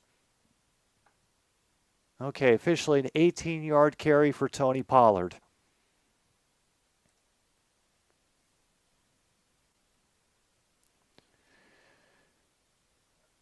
Yeah.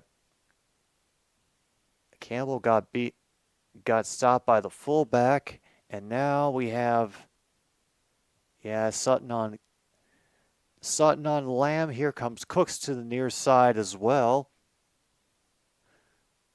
Dak under center. It's going to be a handoff to Pollard, and big drop in the backfield by Derek Barnes.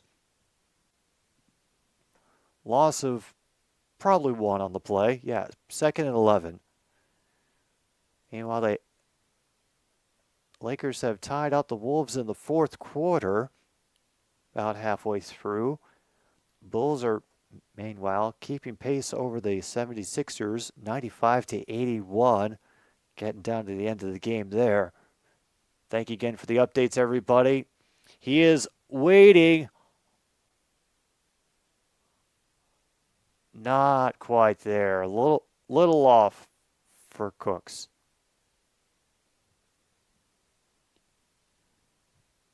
Okay, and now there's an injured lineman for the Cowboys. Oh boy.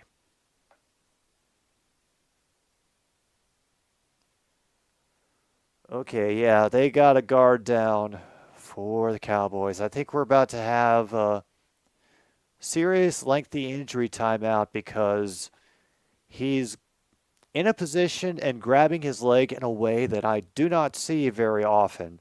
So, ooh. Let's hope it's just rare and interesting and not rare plus serious. Okay, we still haven't had a points off a turnover for same play or same drive. No turnovers on downs yet. No breaking news really overshadowing the action unless you want to call the Maple Leafs scoring a goal breaking news. Nah, I don't think we can call that breaking news. They pretty much do that every game, except they don't really stop the other team from scoring. It's a big problem, and it's why I'm more frustrated with them than anything else. I would love to have some of the offensive weapons that Toronto has right now. Considering how the main weapon in the Capitals' arsenal right now is to be physical and opportunistic. Yeah. To have maybe just William Nylander. That would be a boon.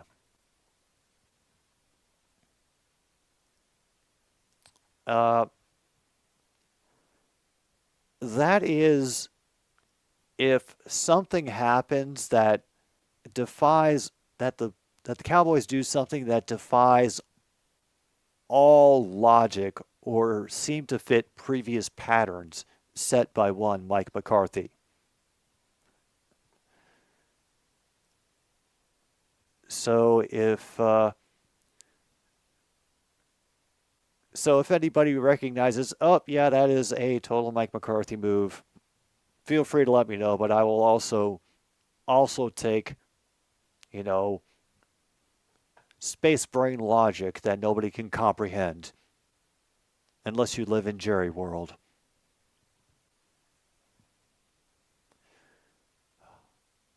Now, if we've missed an opportunity for a couple one-handed grabs, I haven't had a QB sneak or even a decent QB run. We'll probably get one at the end of the game by Dak Prescott. And MKI is 8-1 on his fantasy basketball team. Good job. All right. Smith was able to walk off, working out of the gun on 3rd and 11. Comes up to correct things at the line.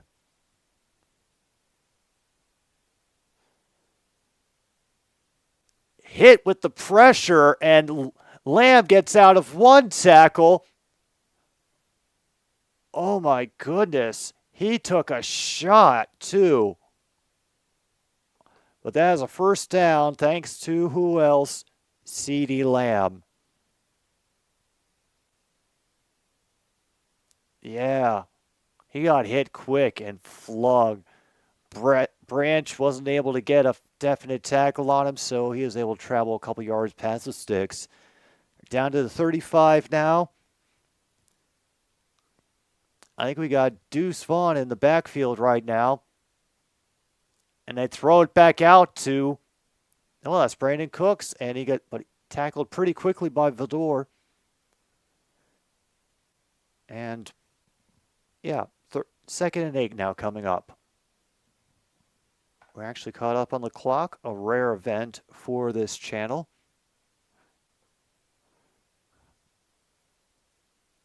All right. CeeDee Lamb just racking up the yardage for all the Cowboys records this season. They hold, and he drops it over the middle. Oh, damn.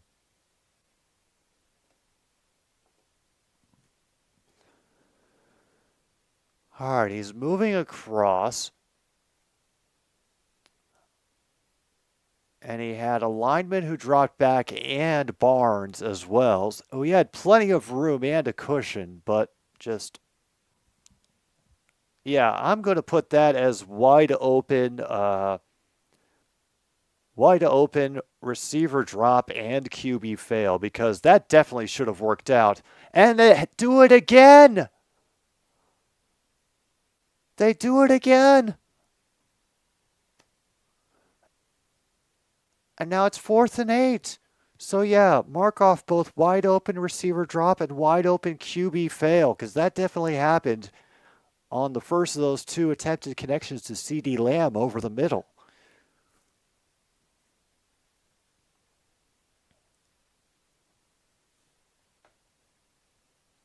Oh, they're going for this 51-yard field goal attempt. Brandon Aubrey. And it's hooking in. He manages it, and we are tied at 10. Woo.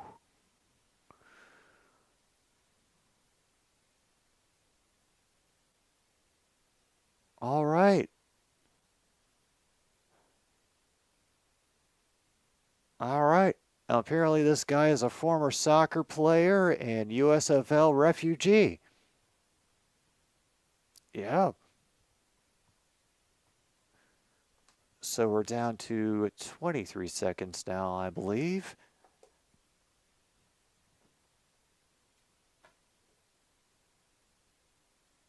And, whew, all right. We can make another drive. This is possible. This is absolutely possible.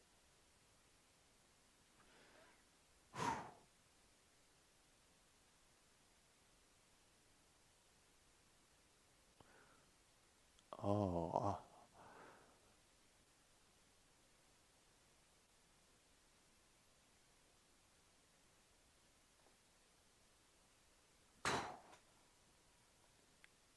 Seems like he wanted to try to draw him out a little bit. Nope, just drilled into the back of the end zone. Another touchback.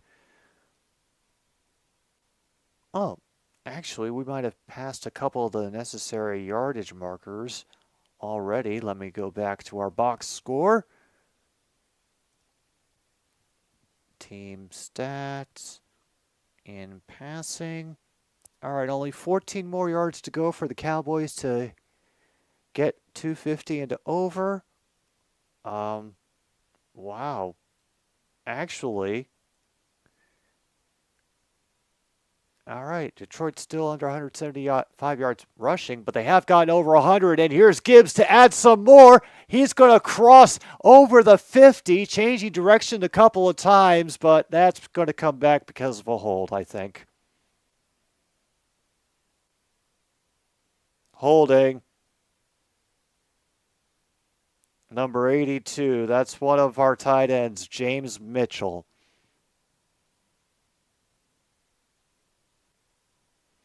There goes the 34-yard run. Oof. All right, so he's on Javon Curse, and yeah, he grabs the pads and the shoulders. Yeah.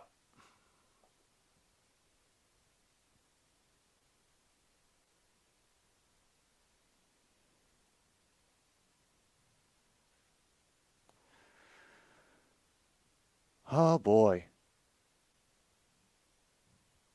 All right, we'll just let it run to the end of the third quarter after that bit of unfortunate play.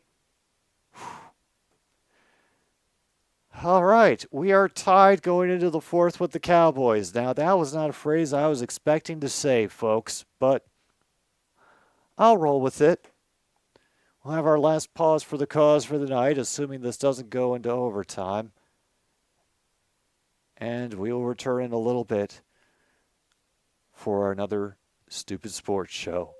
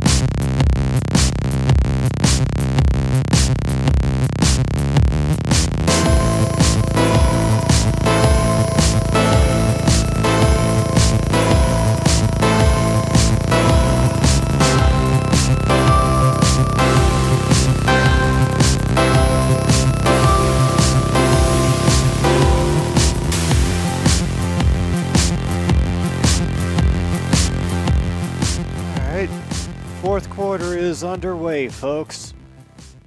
Very quick break as Dan spits as nervous as possible. Jahmyr Gibbs only gained 2 on that initial run play. 2nd and 13 now. Coming up. Whew. Meanwhile, all the basketball games are ending. The Jazz and the Bulls can notch some W's today. Goff out of the gun on 2nd and 13. Hit as he throws. He's looking for Williams, and he's got a little bit of separation from Bland. He'll be brought down inside the 15. He has to go off the field because he got his helmet ripped off, but a big play from Jamison Williams and Jared Goff.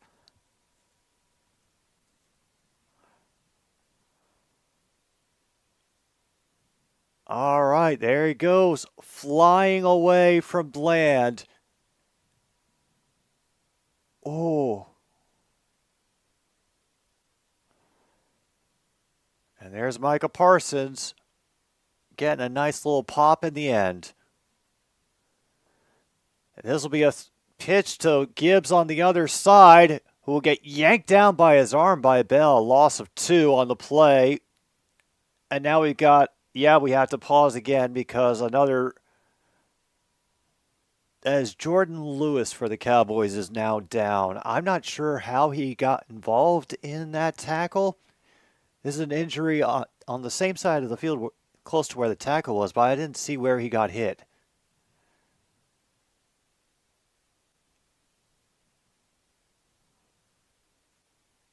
Okay, let's take a look.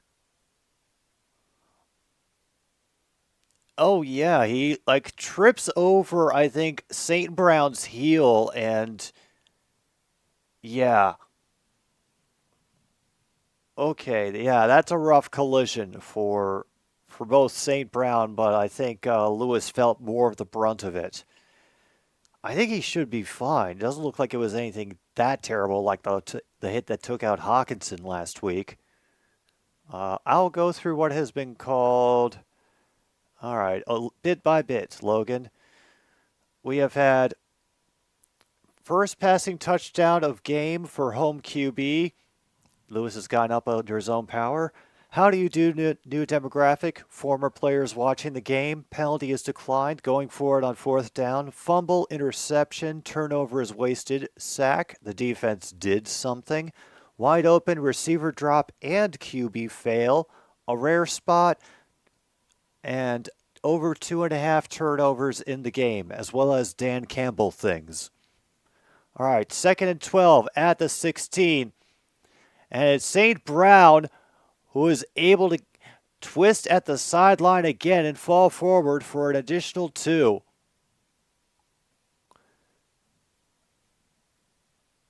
All right. All right, hope that catches you up, Logan. We now have 3rd down coming for the Lions. 3rd and 3.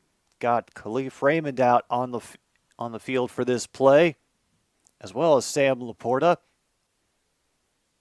He is making adjustments at the line, working out of the gun, empty backfield. It's going to be a quick throw, but it's a little too far for Jahmyr Gibbs. Oh. Sewell now exchanging some words. I think that's Micah Parsons that he is chatting with. And the offense is staying on the field. Yep, Dan Campbell things, if there ever were Dan Campbell things, folks. Oh, okay. All right. Jamison Williams is still not on the field. I think they're giving him some time to rest after maybe worrying about concussions. Okay. All right. St. Brown in motion, trails to the far side. And they'll take the delay of game and just give it to Michael Badgley for a try.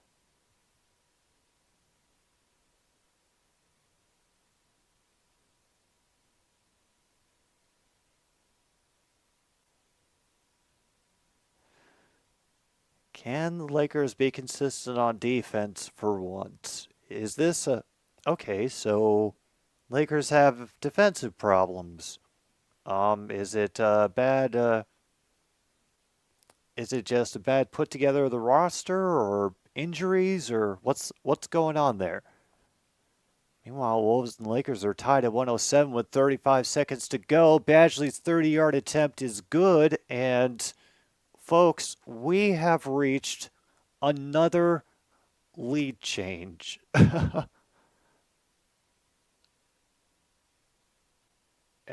Oh, wait. So, hang on. Detroit had the lead, but then Dallas tied it up. That's not technically a lead change. We haven't reached that yet. Sorry, folks.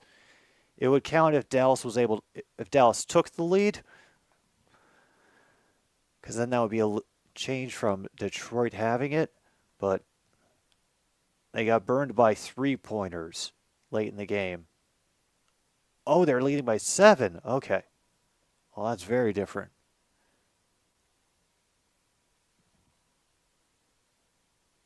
Okay.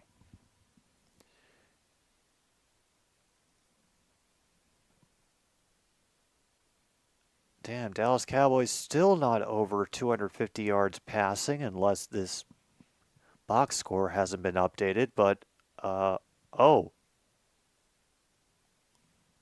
Oh, Detroit Lions officially, oh wow, they've reached over 200 yards passing, but that can easily be eliminated with a couple of sacks.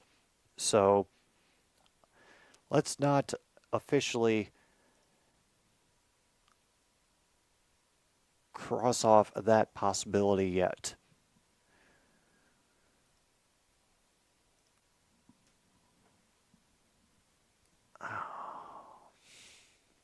All right. 13-10.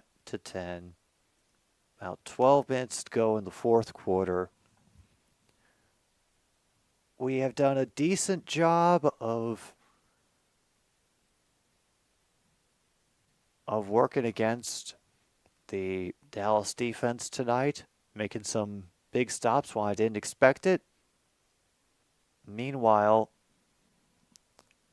a technical foul for Jaden McDaniels after LeBron gets an and one play. Man, you can't get busted for those sorts of things. That's, it's LeBron's job to get and one plays, I think.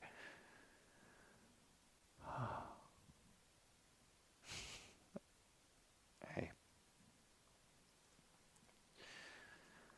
I was thinking during halftime, the only prediction I would say to people about the Lions this upcoming season for the Lions was they should make the playoffs. If they don't, it'll be a disappointment. But we have Jamison Williams has apparently gone off the field. Great.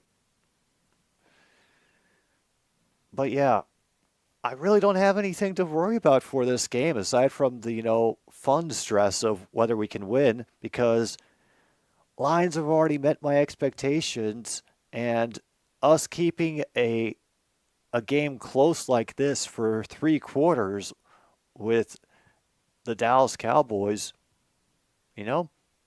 gives me some decent hope for the playoffs. All right, good pickup, and there is, once again, Lamb open. All the space by Sutton. Does get the first down. Now it's a tie game in Minneapolis after a clutch 3 from LeBron. Oh, and now he's gotten the most receiving yards single season record in Cowboys history, just past Michael Irvin. Meanwhile, timeout in Minnesota with 2 seconds left in that game. Boys are up to just past the 35-yard line. Dak out of the gun. And a quick wrap-up of CeeDee Lamb will limit that gain to about 5.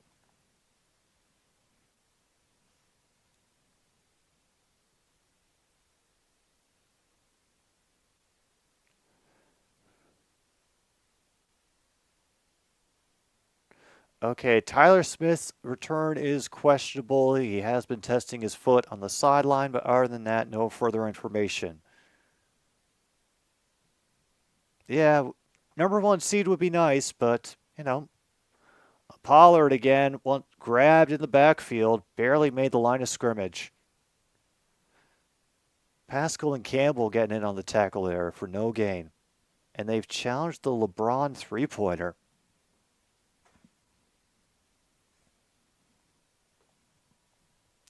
Oh, I can briefly change the derp logos because my team is leading.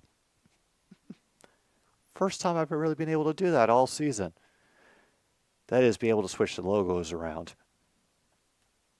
Kings are leading Edmonton 1-0.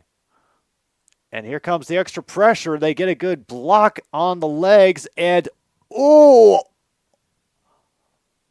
Brandon Cooks with a big-time catch along the sidelines being guarded by Brian Branch. And it was a two-pointer. Oof. Yeah, I think that was a completed catch. And now we have Prescott will be brought down by Anzalone, but hey, a QB run for the Cowboys. Gain of 6.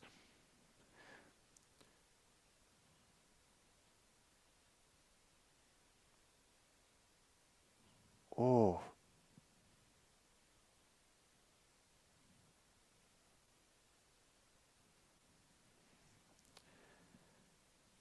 Prescott's got 287 yards of passing for the day. So, yeah, Dallas is definitely over 250 yards passing. Mark it off on your cards if you got it. Here comes Hutchinson on the run.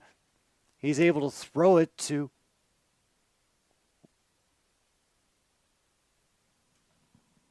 Wait, who is that? Oh, Tolbert.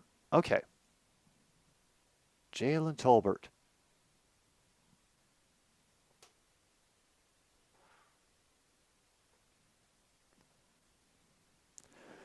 All right, now we're inside the 25 of the Lions. 1st and 10, Pollard in I formation, very deep in the backfield. Here comes Anzalone. They pick up that pressure, and Pollard is able to work the edge for a first down. Has to be brought down from behind by a streaking Campbell, rushing from the line of scrimmage. Edwards splits free throws. 1 second left. Lakers timeout. Wolves lead by 2. Are they going to look for another LeBron 3?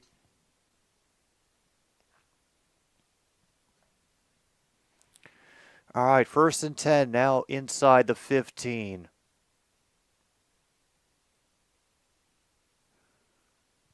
And it'll be a handoff to Pollard. Bounces off the immediate pile. Grabbed by Anzalone at the 9. He's able to stretch it to the 8, though.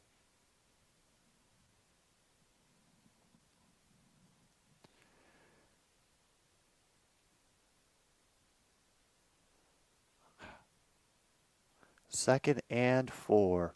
Clock is about correct. Hello to anybody who has just wandered in by accident. Thanks for dropping in. My name is Jim B. I'm just a nervous Lions fan who did not expect to be playing this many important games this late in the season. All right. Plenty of time for Dak on 2nd and 4, and it is another well-thrown ball to Brandon Cooks for the touchdown. Gets them ahead 16-13.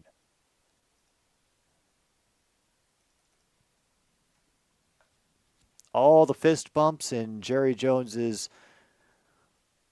executive suite. 9 plays and 75 yards. Took about 5 minutes off the clock. And game is over. Minnesota wins. Damn. Oh, he was on Melifonwu for that one. Extra point is good. 4-point lead for the Cowboys. About halfway done with the 4th quarter.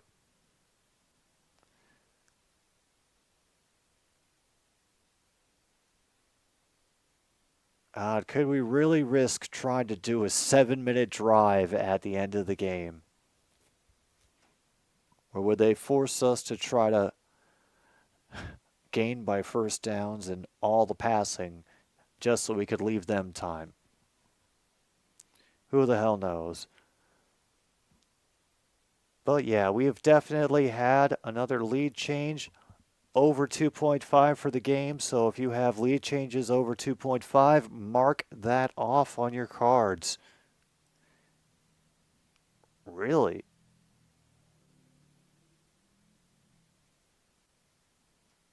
Oh, where were they playing tonight? In LA or in Minneapolis?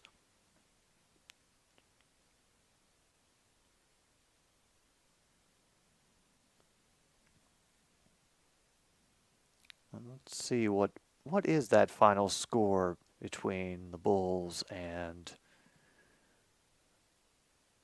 Oh, yeah. 13-point win over the 76ers. Let's see where everybody is in the standings. Oh, damn, that is a bit of a gap between them.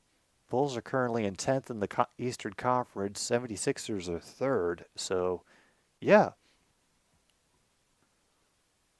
Swinging a little bit above their weight, it looks like at the moment, but hey. Oh, so they got to go from...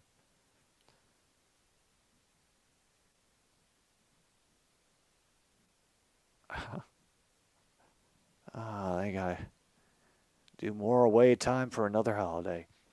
They were up by 30. Oh, oof. That's rough.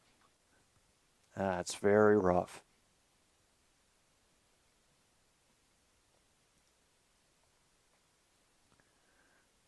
You know what? For that nice throw to Brandon Cooks that ended up getting them the first down, I'm willing to check off what a throw for the bingo cards. So, there we go. Officially at 7:20 to go. We have a kickoff coming up. I'm sure that it will be another touchback. Oh, Justin has called bingo. All right, I've got Justin down for card number 18. So, yeah, another touchback.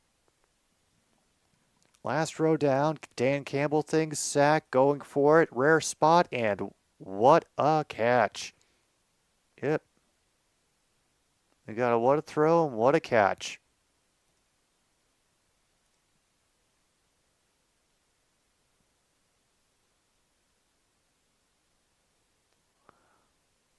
All right. Congratulations, Justin. Yeah, I noticed that when I was looking over the goal scoring for the game, Tim, that one of them was made by Michael Bunting. So that must have been a little bit of salt in the wound. All right, Goff on the run is going to get to James Mitchell, but a good quick tackle will limit the gain to about 3 or 4.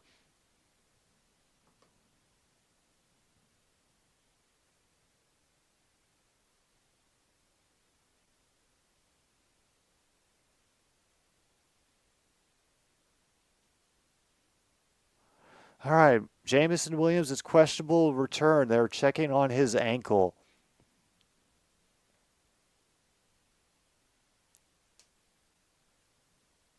And this is Montgomery. He'll get smothered and brought down to the 30.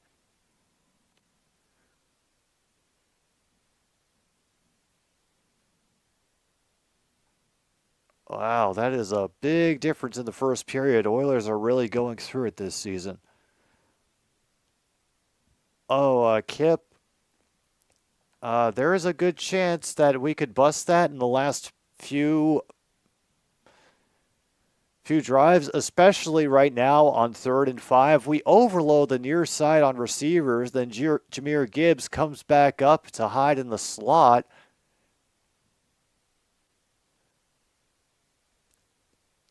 And he throws as he hits and is off target for St. Brown. Oh. And now the Lions will punt, and it will be up to our defense. We haven't had any turnovers on downs, shockingly. We've gone for it on fourth down a couple of times, but we've made it. And, oh, that's all right, Luke. You know, priorities and priorities, man. It's cool. Here's another punt by Jack Fox coming up. It will actually be a punt. Fair catch called for by Turpin. He gets at the 27. Down to 5:52 to go.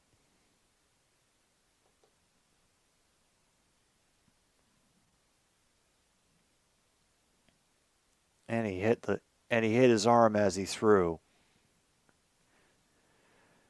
Oof.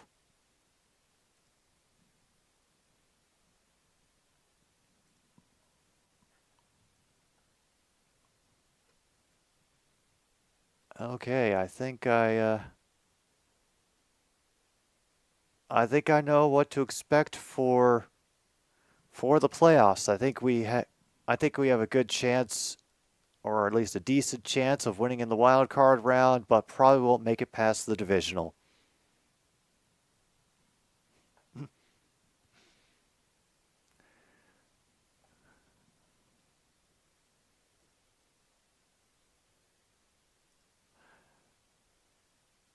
All right, let's check the game scores once again. All right, Mavericks are ahead of the Warriors and getting close to the last minute of the game. I'm pleasantly surprised. Meanwhile, the Pacers took care of the Knicks, and as we saw earlier, the Pistons did not get the record in all sports for most consecutive losses by a team. So, bit of a shame, but we will try to carry on somehow, some way. Oh my goodness. Lions have actually gotten over 200 yards passing. So, oh yeah, no, there's still time that we could lose it on sacks. I'm going to hold off till the end of the game. We need to get as many bingos as possible with whatever spots we can. Wow, 14-0 over Gibraltar. Hell, hey, at least Gibraltar was able to field a team.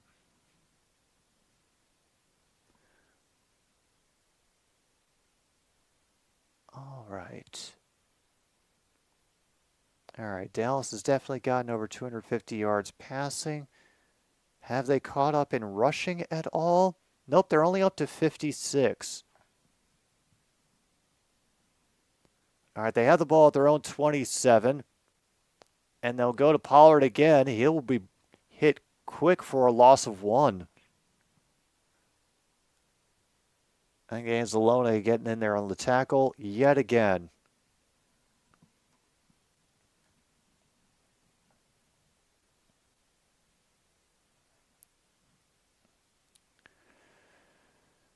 Oh, please, please, please do not put us on the Peacock game. Please don't put us in the Peacock game.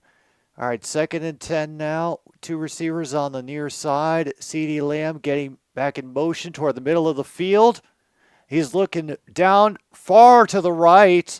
There's a flag that comes out.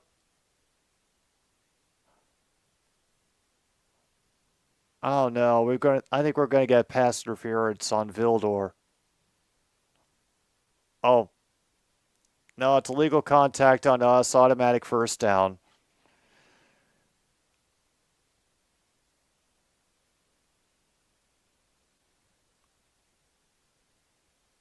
Oh, okay.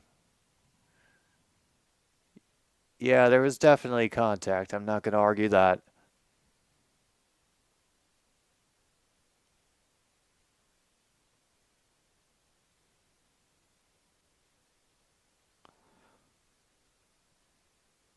Oh no, now they're going to say, oh, that could have been intentional grounding. Anyway, 1st and 10, we'll have another running attempt, and Pollard will get maybe half a yard. Vildor in to make the stop.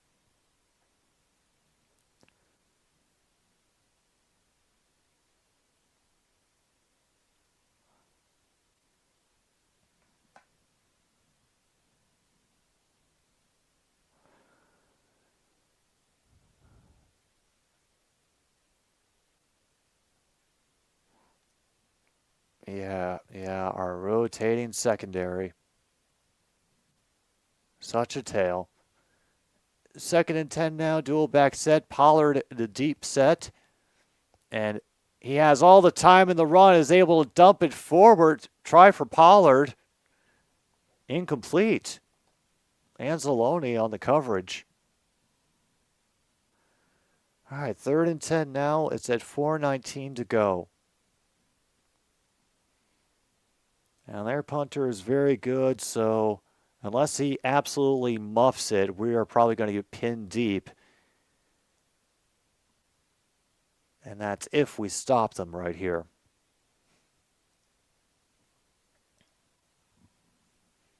If Leafs won't make the playoffs, maybe. I don't know if they'll blow everything up. I think Shanahan does not want to be wrong. And there he is, CeeDee Lamb, wide open past the 50-yard line.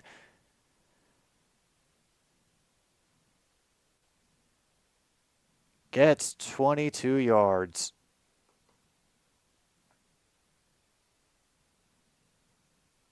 Cam Sutton, and he just stumbles off the immediate turn, and nobody else is there.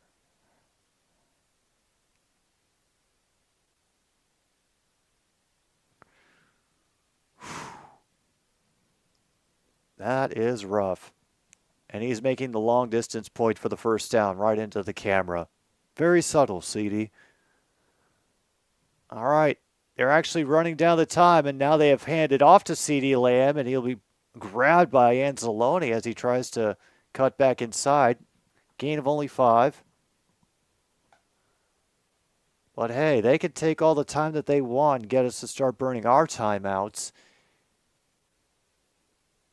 And I think they will be fine with getting a field goal and forcing us to try to win with our offense, who, let's be honest, has been very limited by the Cowboys D.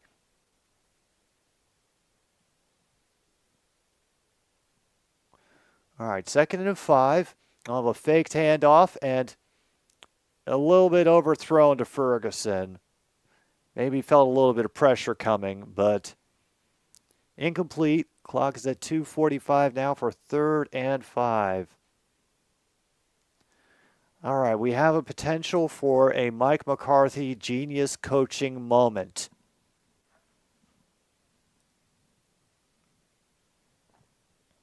Oh my goodness. Currently, it would be a 60-yard field goal. So it would definitely challenge that QB who was talking a lot of ish to the announcers in the pregame. All right, Pollard is the single back to Prescott's right. 2 receivers on either side of the field. And here is Aiden Hutchinson to get his 3rd sack of the game.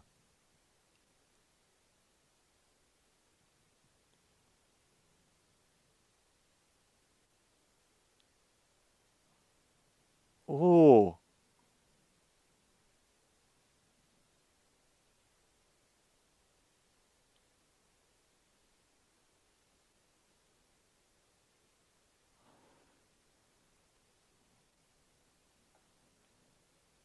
Oh, wow. And ball just kind of dribbled out of his hand at the end. They had to make it clear that no, it was not a pass or not a fumble or.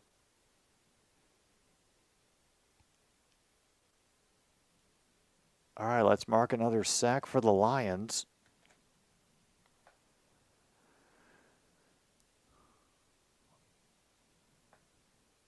And the Lions have taken a timeout.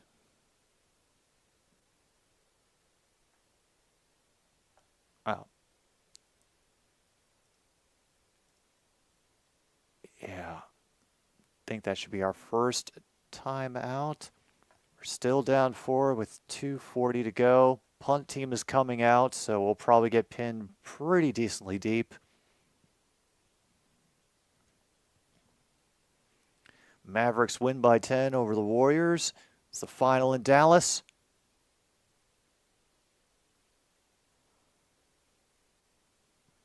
Just got danced over by Williams, did Khalif Raymond. Fair catch around the 10, no flag. Oh boy. This drive is the game here, folks. This is absolutely the game.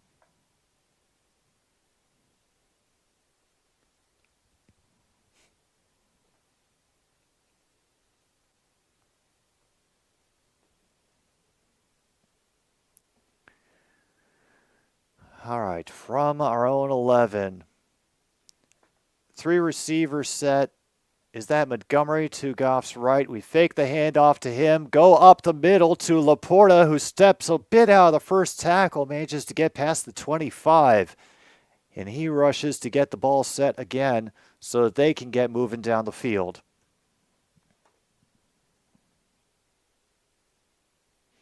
Here comes the noise again from the crowd. Goff taking it out of the gun. It's going to be another quick throw, and it is picked. And folks, that is effectively the dagger.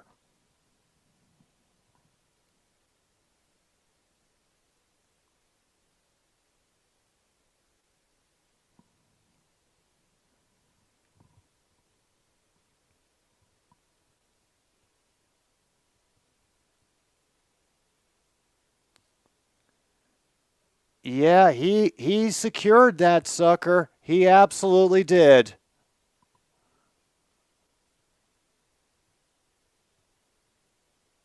And yeah, Donovan Wilson, we called his name a few times tonight, and now... no,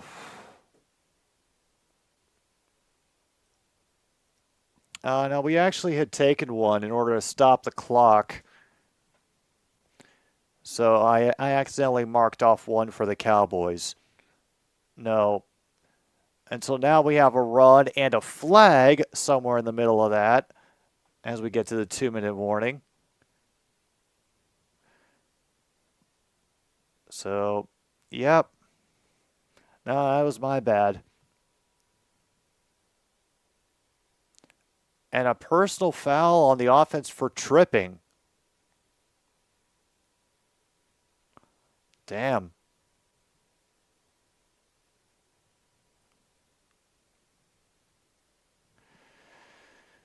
Yeah.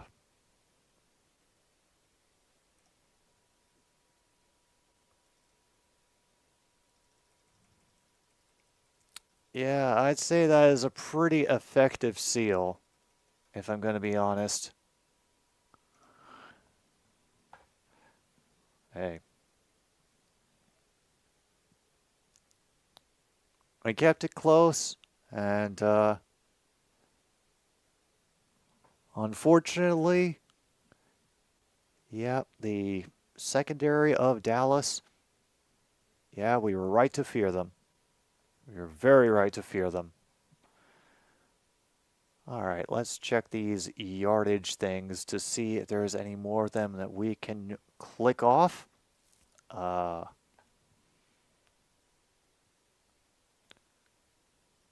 Oh, damn. Dallas may not get over 100 yards rushing in this game. It's insane. Detroit's definitely going to be under 175 yards. I think we're only at around 140 right now. Oh, no, we're not even there. We're at 125 for the entire game. And that is pretty evenly split between Montgomery and Gibbs. I hope Williams is okay.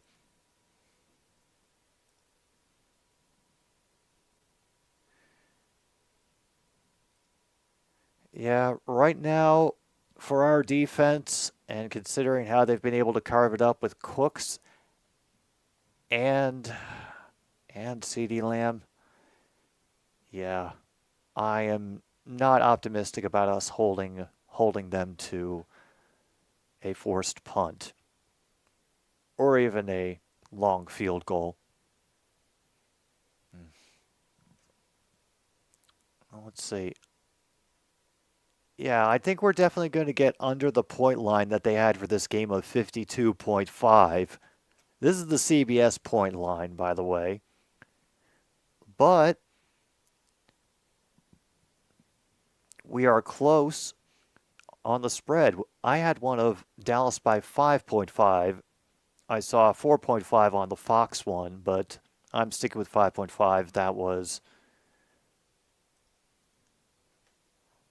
the first one I saw when I was looking for info on the game today.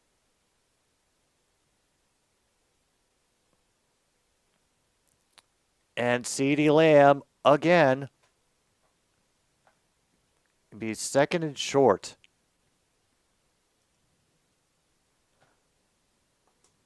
And that's going to be another timeout, I think, for the Lions.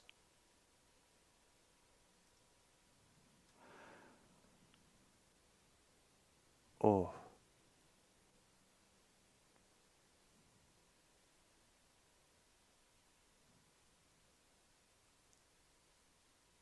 Now it's only 2nd and 14 after that initial holding penalty that they got. Yeah, so they use the entire timeout by the Lions to show more CeeDee Lamb highlights. Extra bit of salt in the wound. Dallas, have they gotten over 100 yards rushing? Nope. And Vildor goes back to catch it anyway. Why the hell not? It's 3rd and 14.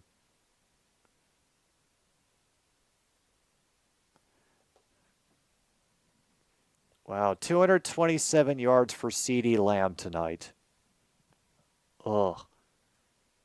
Embarrassing.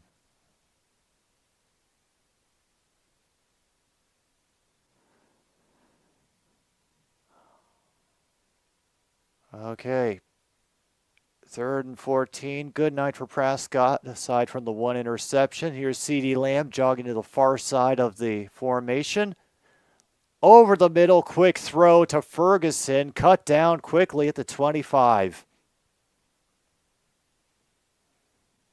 And their final timeout has been called.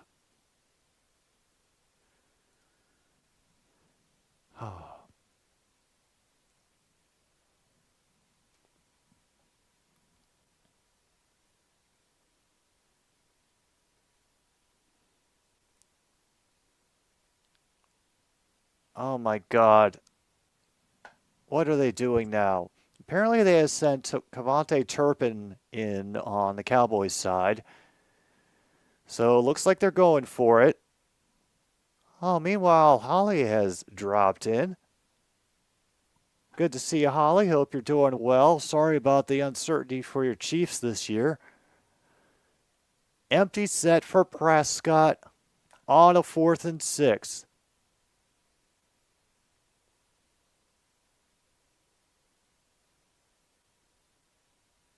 And he was just trying to draw them off sides.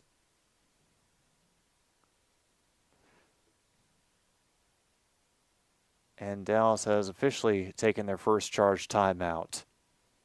Now we are, completely caught up.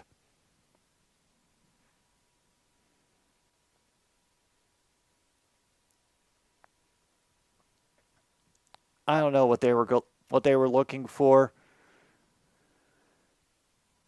But Aubrey is now out for the field goal try.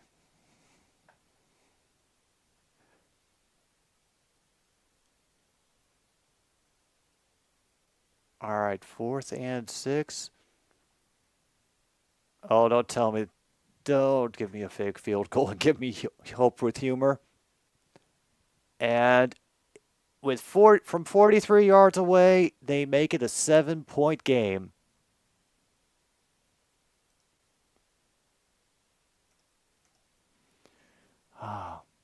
We're out of timeouts, and we have struggled to move the ball all day. Absolutely struggled.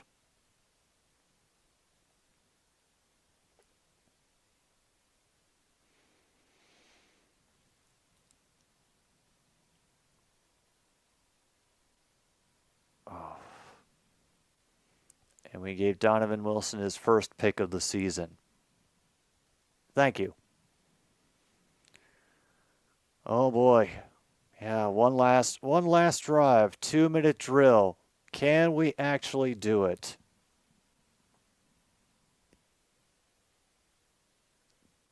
Pretty sure Jamison Williams is still not in the game, because if he was in the game, the announcers would have made a big point of mentioning it.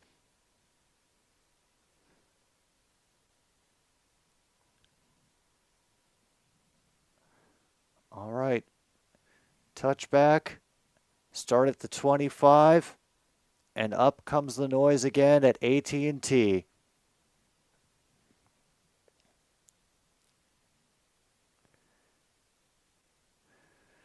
Oh.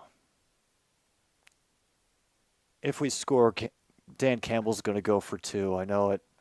Yep, that is absolutely what is about to happen. We're about to score and go for 2.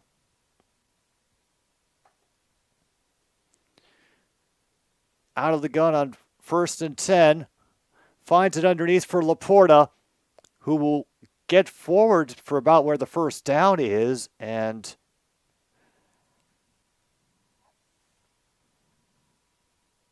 yeah, they will get set up as quickly as possible.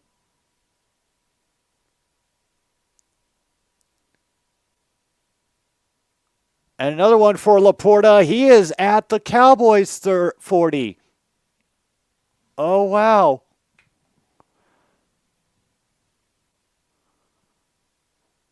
And he spikes it to stop the clock at 1:02.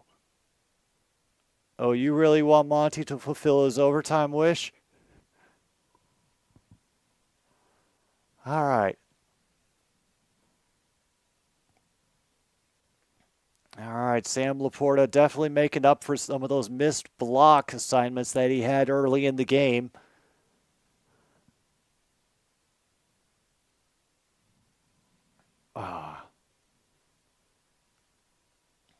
Yeah, Cowboys, what can go wrong will go wrong, versus Lions, what can go wrong will go wrong. And then he finds, who is that? St. Brown around the 26-yard line. First down again for the Lions. And he spikes it again to stop the clock at 48. Oh my goodness.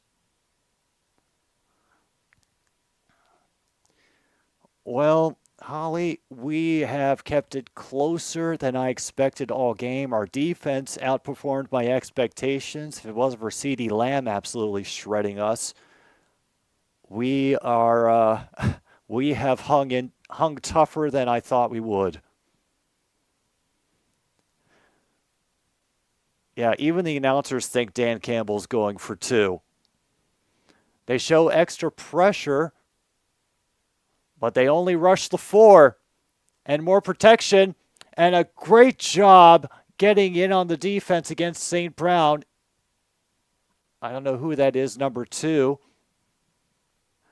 But there is no flag. Clock stops at 43 seconds for 3rd down. Oh, yeah, he had definitely had cause to ask for a flag. He was getting hugged and dragged, and they never see it sometimes.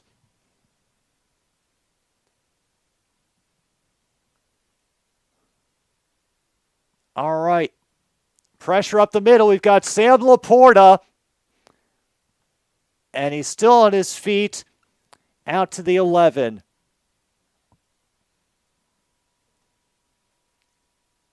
And the Lions have now gotten spiked at the 10. Clock stops at the 27-second mark. Oh, man. Sam Laporta again gets us down to the 10. We have a first down marker that we can reach inside the 1. We probably won't have to deal with it, but it is there. All right.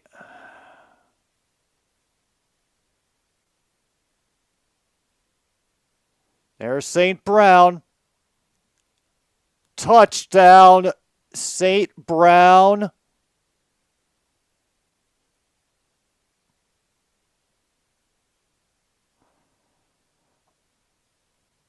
We're going for 2. All right, folks, we will check off either 2-point conversion fails or 2-point conversion made. St. Brown again. Oh, he definitely got that across the pylon. Why go for 2? Because we're bonkers. That's why. Montgomery in the backfield. Laporta jumping around, then runs out the other direction. And timeout gets immediately taken by the Cowboys.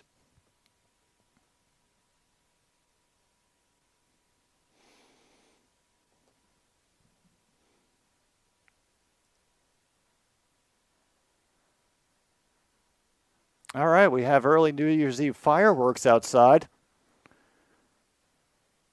Oh.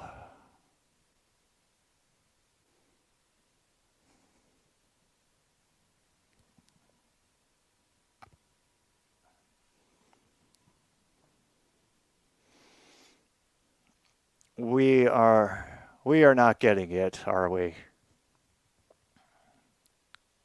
2-point attempt now.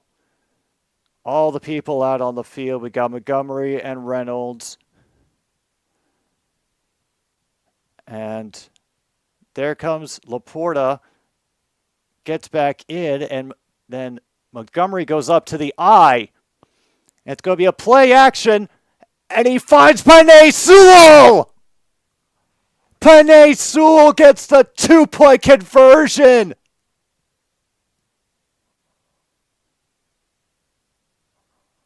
Oh, I'm sorry. It was Taylor Decker. My fault. My fault. I called it wrong. Taylor Decker. Taylor Decker for the 2-point conversion. There is a flag. A second flag comes in.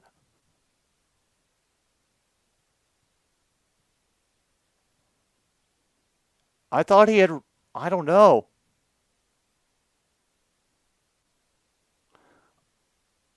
Illegal touching doesn't count. Yeah.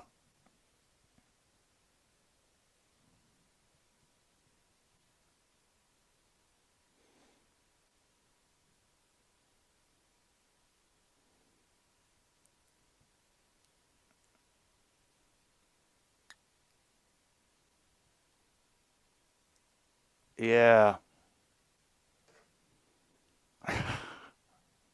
Yeah.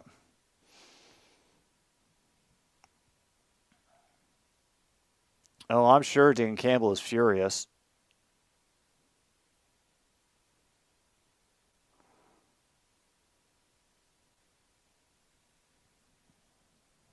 Okay.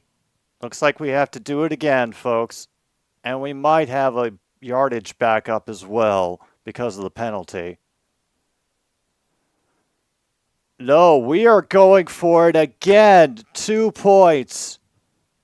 Okay. This one from the 7-yard line. Reynolds adjusts to the other side of the field. Gibbs comes back into the backfield.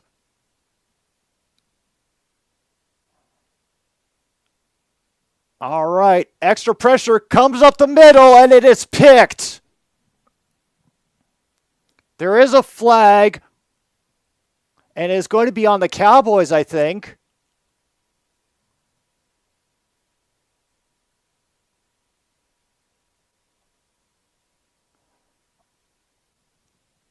Oh my goodness, that gives us our 5 yards back and we're going for it again. Oh.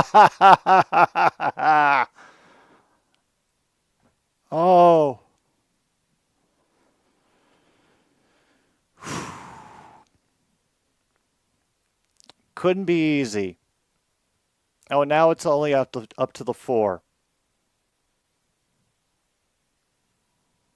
This is the game that never ends.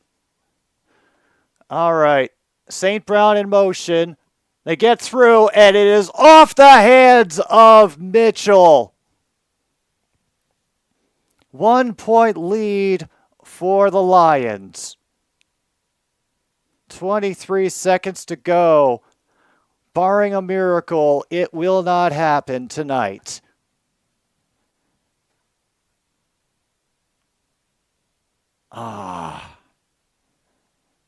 That is rough.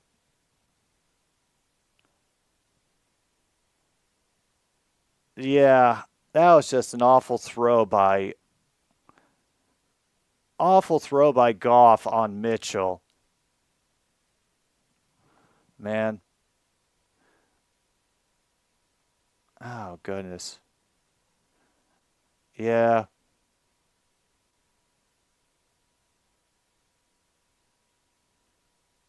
Why go for 2 in the first place? Because he wanted to win the game.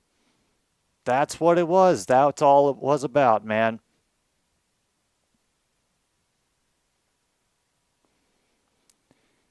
He didn't want to give overtime a chance to ruin anything. Ugh.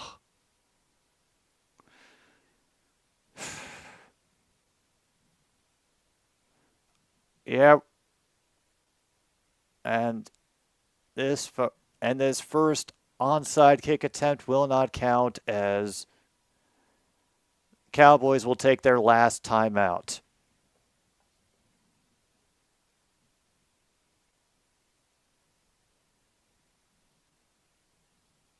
Yeah.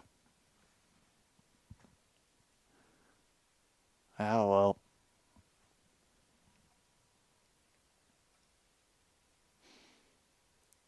That is, a little frustrating, but hey.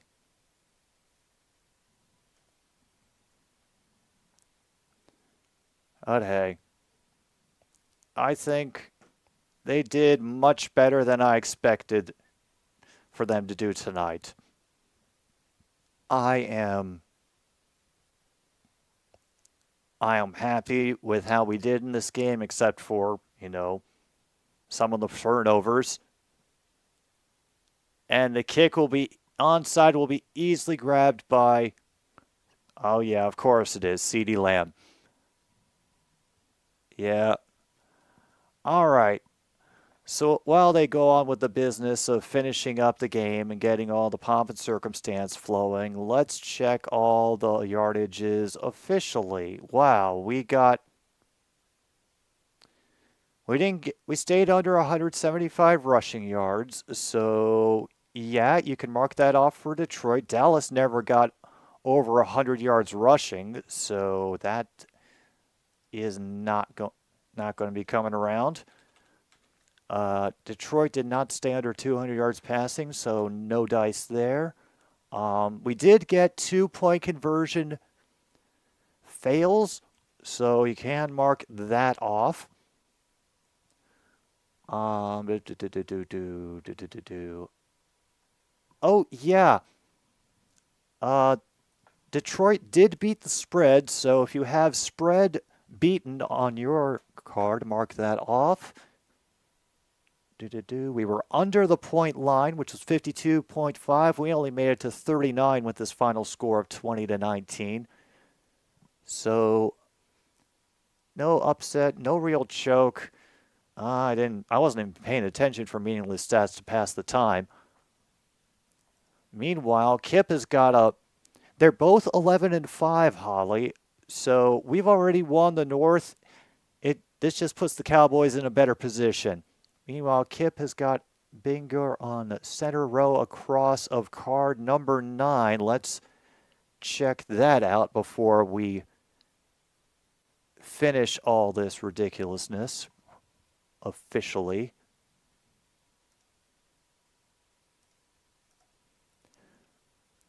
Turnovers on downs under 2.5. Going for it on fourth down. Refs win, sack, and a rare number 2. Congratulations, Kip, on getting yourself a second bingo of the night. And wow. You know, even despite the loss, I am happy with how the Lions did tonight. This gives me hope that we can be, you know, at least interesting to watch and competitive in the playoffs. So thank you, everybody who hung out for this long to see the ending turn out the way that it did. I'm sad it's not different, but hey, that's how it goes in football sometimes. I'll be back on Monday night for another stupid streaming show. Request ends at Sunday at 7 p.m. for that playlist. So if you want to get them in, check the community tab for the request thread. Meantime, I'm your host, Jim B, here on another stupid sports show. Thanks for tuning in on 106.9 Click FM. Good night, Milwaukee, wherever you are.